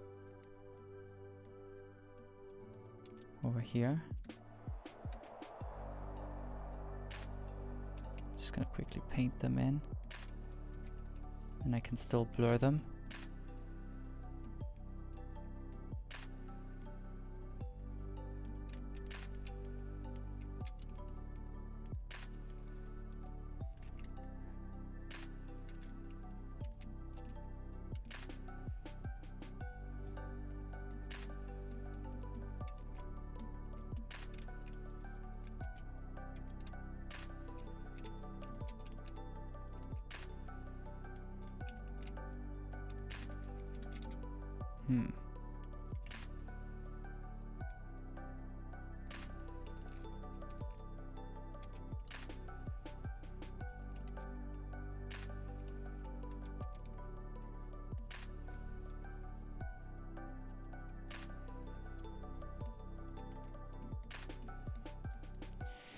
Now, I really need to go bright on the underside of the hands. So this is where I've used really the strength of 1 very heavily.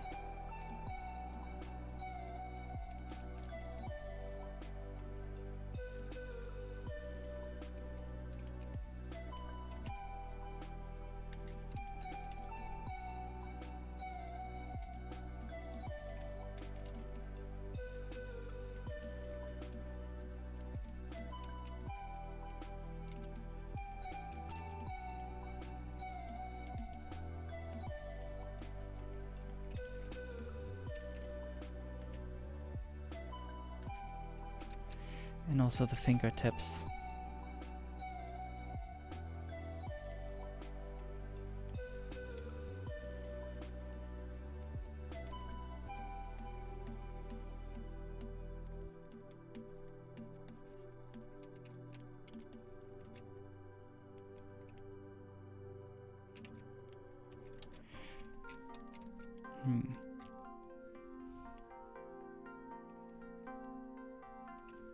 Actually, I might just check if I can use a different lighting setup.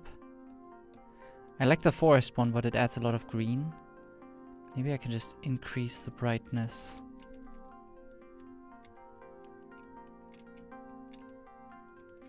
Yeah, that should be good.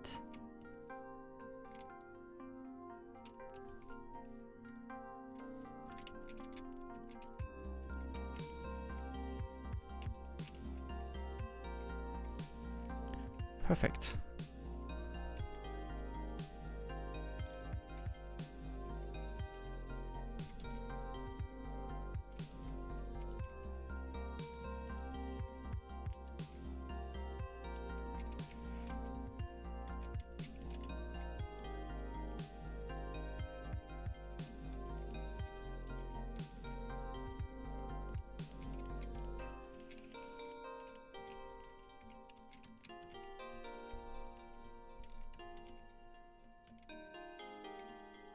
Oh.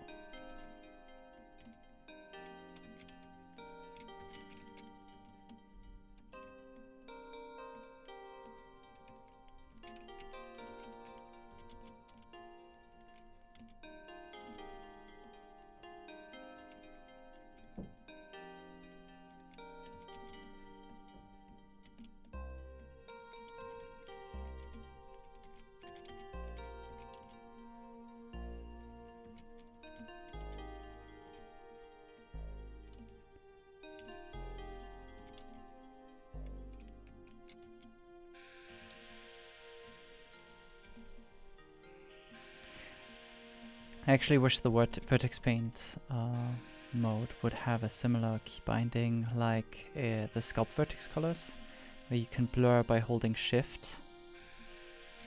Would be useful.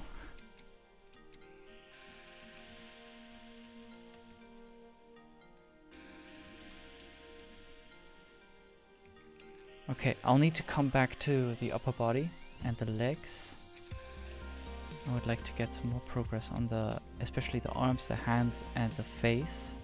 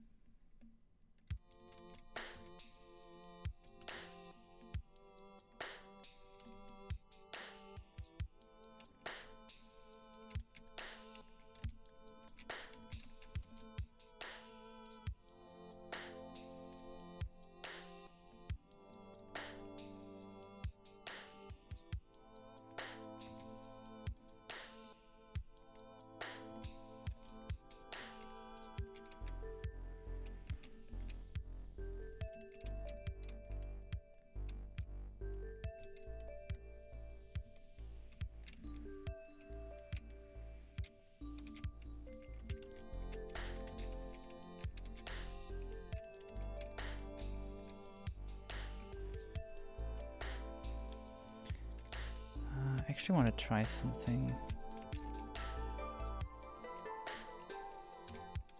So I'm going to select everything over here and keyframe it on frame 0. On frame 1, I want to actually move this a bit further to the top left, these two guys.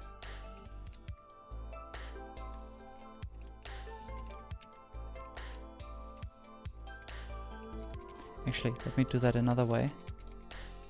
I'm gonna rotate them around the pivot of the eye, like that.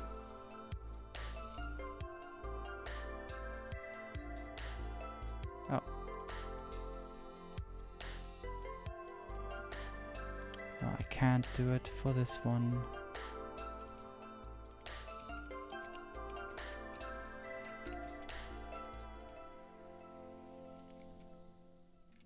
Going to keyframe this as well. Then on the next one, let's see. I'm gonna set these both to 0 and keyframe this. Now I'm gonna keyframe these shape keys so that I can actually flick between them just by changing the frame. It's gonna make it a bit easier for me.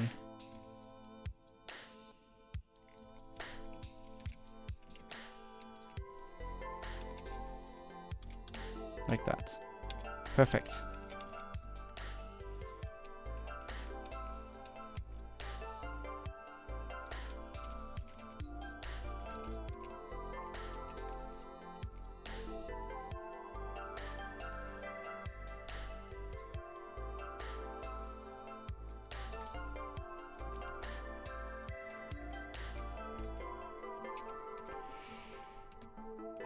These actually still intersect with each other. I don't know why.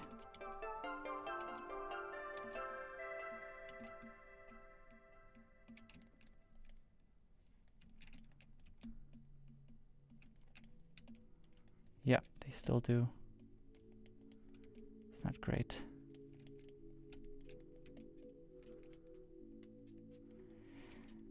Well, the good thing about Blender is any step in the creation workflow is happening and this in the same software, so you can still tweak the model whenever you want.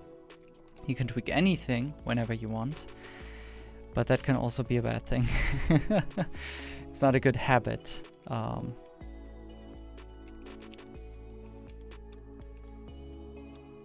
But it works.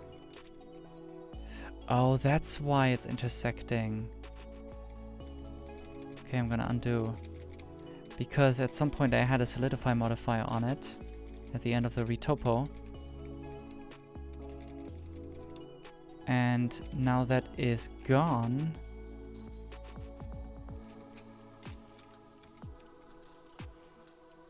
But I still needed this. This sharpened edge. There we go.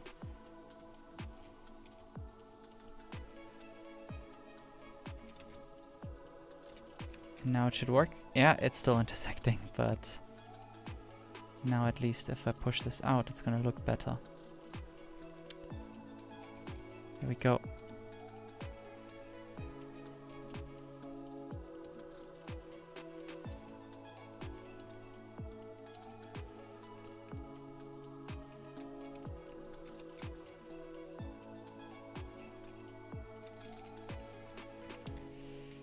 Perfect.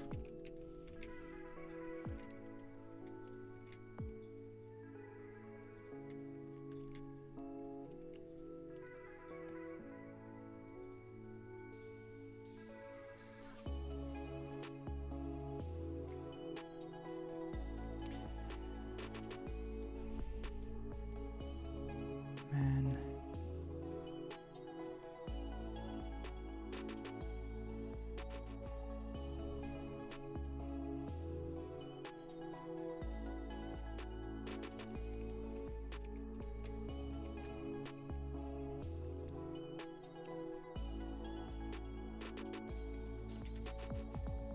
I think one of the things I will need to do real soon is to make a neutral lighting setup.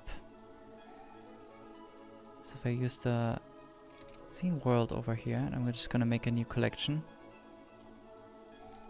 Lighting.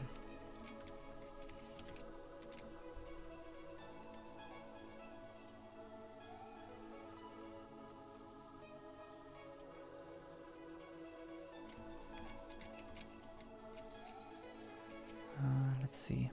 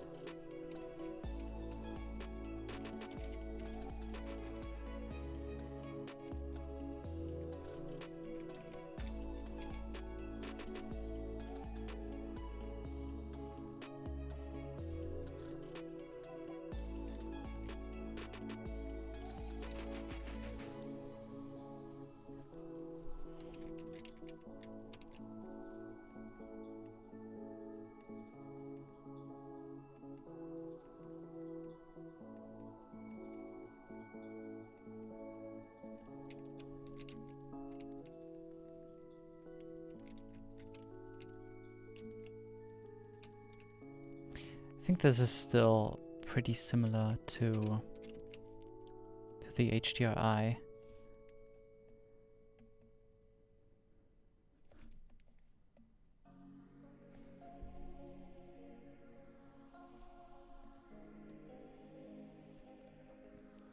Yeah, to be honest, I don't think I have to worry too much. I know that this is gonna have a bit of green in it, but still fairly neutral. Okay, I can still just use this.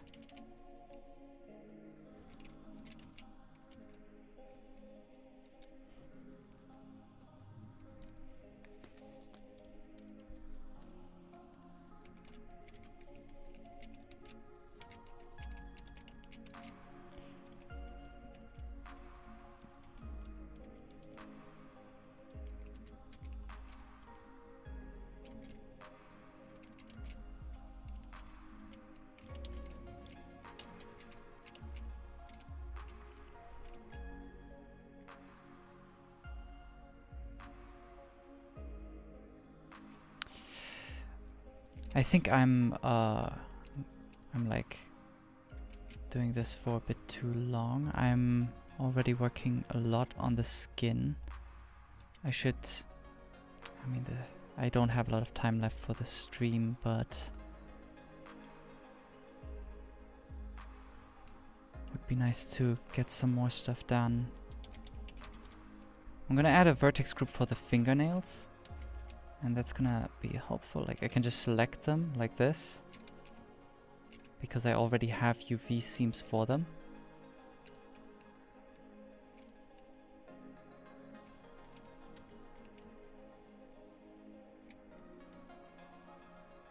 By the way, I made a shortcut that I can just double click on something and it just selects everything that is linked. Just have my own key map a bit set up. Okay, first off, fill everything with black, like that, and then fill these parts with white. Now I have the exact positions of the fingernails. So I can use that in the material, just mix the color again. By the way, I'm gonna frame this, Shift P, and I'll just call this base color. There we go.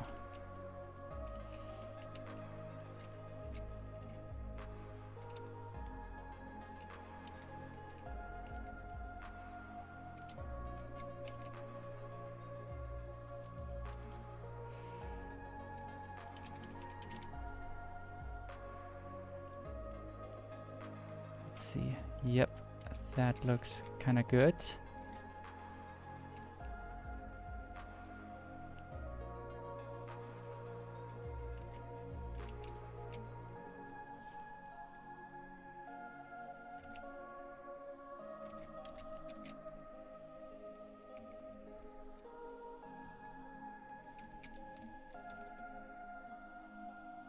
Brightening up the fingertips a bit more.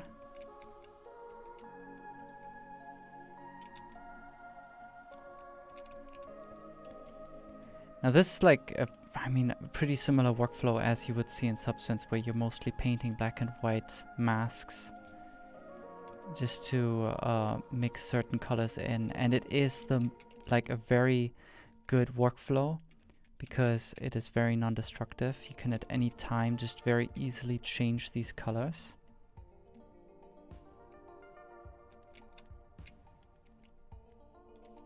Like that.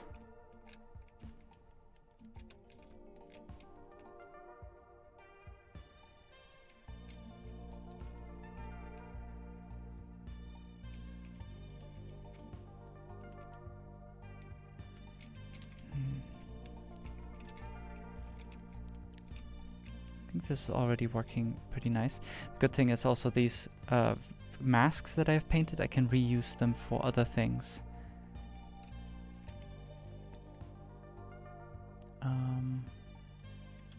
Hold on. Yeah, I still need that selection because I would like to actually invert it real quick. Go to Vertex Paint mode. can.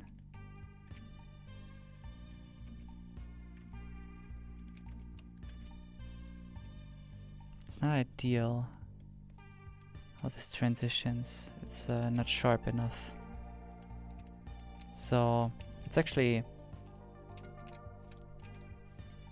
I'm gonna invert this again. So the good thing about vertex colors is they also can...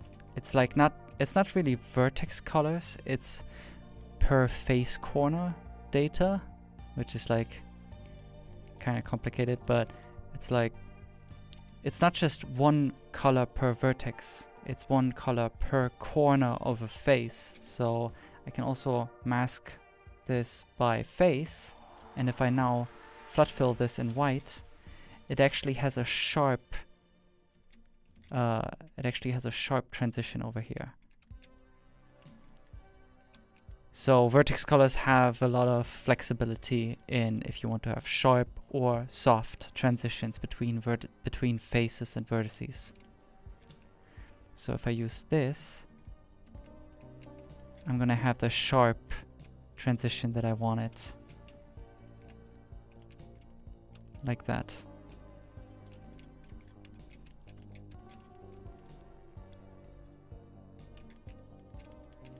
Now, apart from that, the color of the fingernail should actually work just the same way.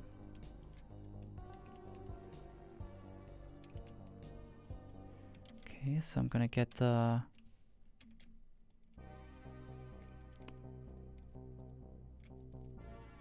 Let's see.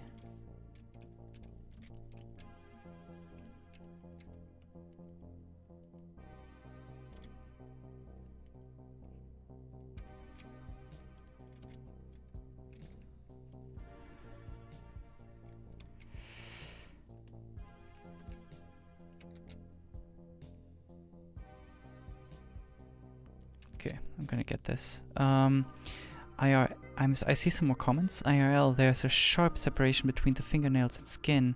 Should you not use face masking when painting the mask to get it sharp? Yes. Thanks. Is there already plans to improve texture painting in Blender to paint multiple channels at the same time? I mean, there's ideas being thrown around. I think way more important and way more a focus for improving texture painting is to improve the brush engine and the painting system in general, so that painting feels better and is more functional. There's more features to the brushes, and also just in general performance increases, but also saving brushes and managing brushes. That is actually way easier.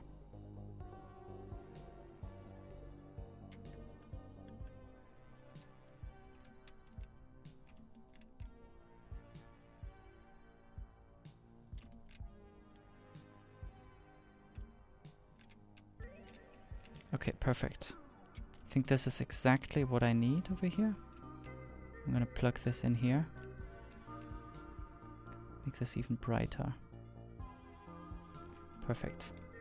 So now I have this still selected. I can go into face selection and just make this completely go dark on vertex color call brighter. Now if I paint over here, I can make it kind of give it a gradient from darker to brighter.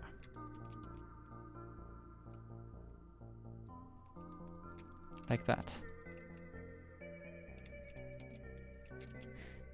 Now sorry that this live stream was mostly just like getting the basic colors down, but I think this is pretty important. I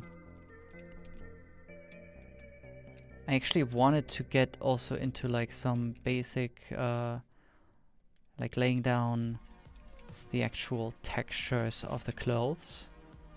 But I guess that has to wait. Oh, the HDRI is no longer following my viewport. Why does that still keep happening? I'm confused. So I think that the hands are actually looking pretty good. but I'm still not really satisfied with some of the colors. Like, okay, let's actually make this way brighter.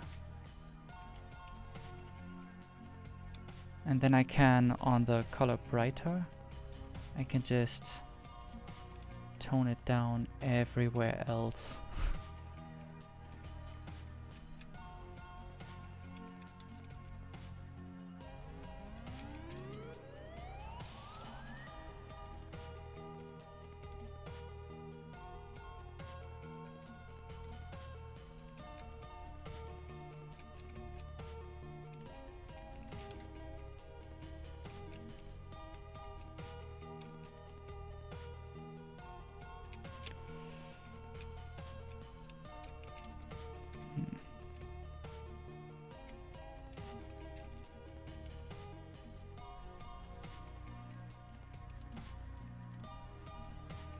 Also along the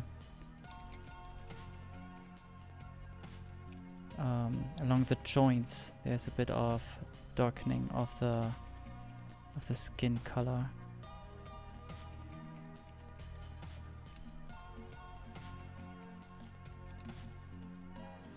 Usually, what I would just do is just if I need references for my for like painting or sculpting hands, I would look at my own hands. In this case, whenever the character is wildly different in design,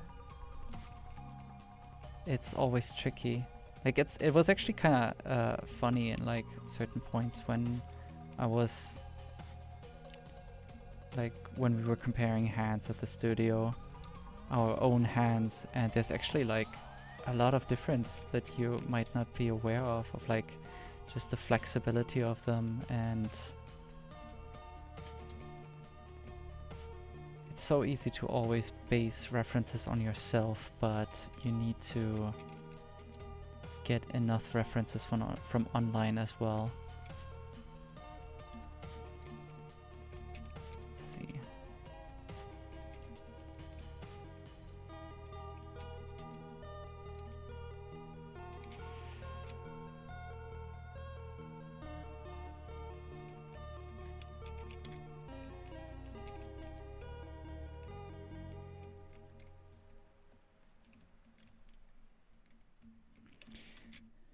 I see some more comments. Do you ever use third-party software for creating characters?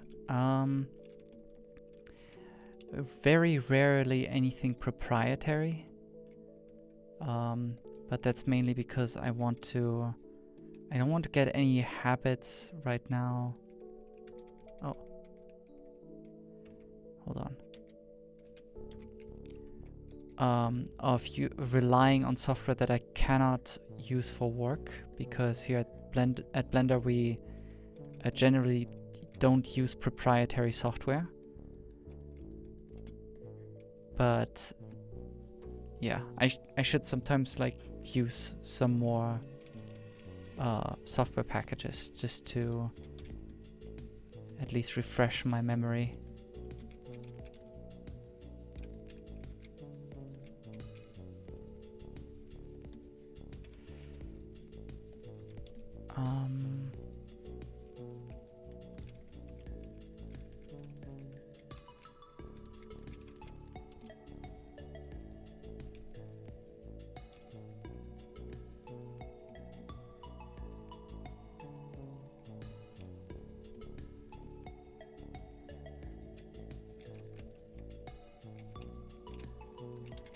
Okay, I think I'm done with the skin for now.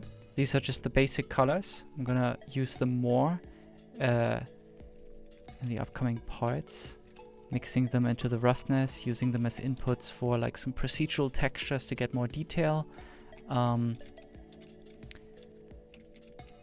But yeah, I think this is basically it. So I still got quite a bit done, but not as much as I hoped. But I kind of expected that this would be a big multi-part thing.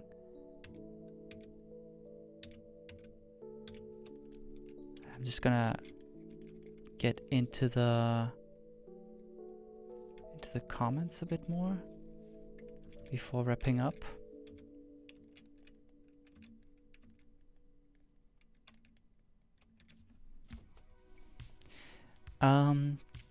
Just a suggestion for you to plant the seed with the developers. Blender would benefit much more from the implementation of layer system to texture painting than updating brushes.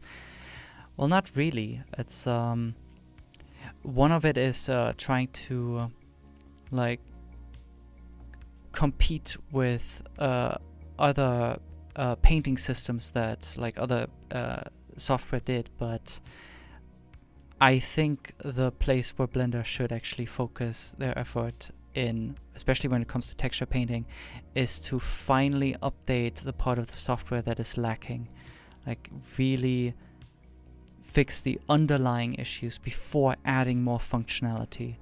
That is the correct step to take.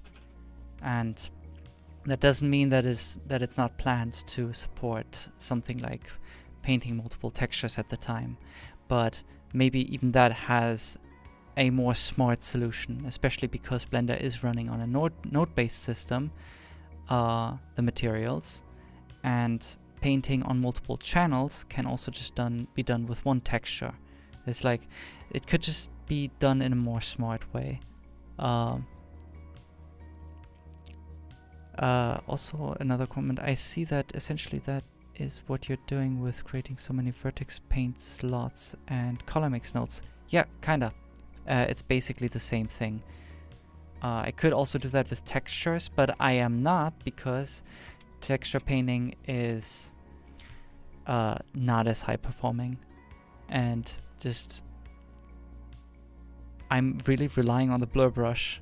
I want this to be very soft. I want the masks to be very precise, but also very soft, and I get that already with Vertex colors. If the features would improve that are already in place, I would use texture painting more. Also another comment, what are your thoughts on Substance Painter integration with Blender? I would need to try it out. I can't really say anything on it right now. Okay, let's see.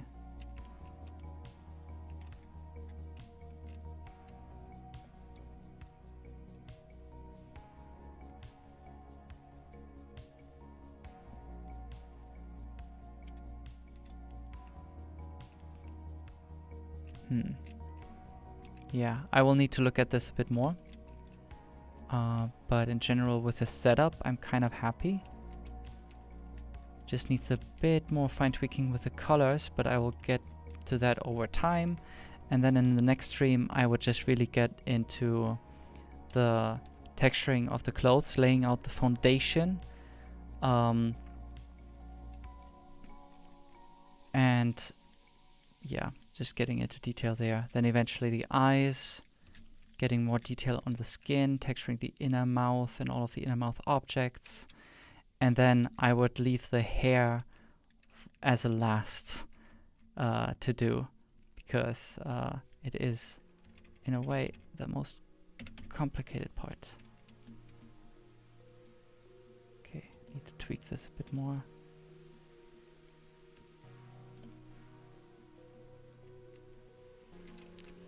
But yeah, I would call this done for today, and I will get back to this in the next stream. Thank you very much for joining. Bye.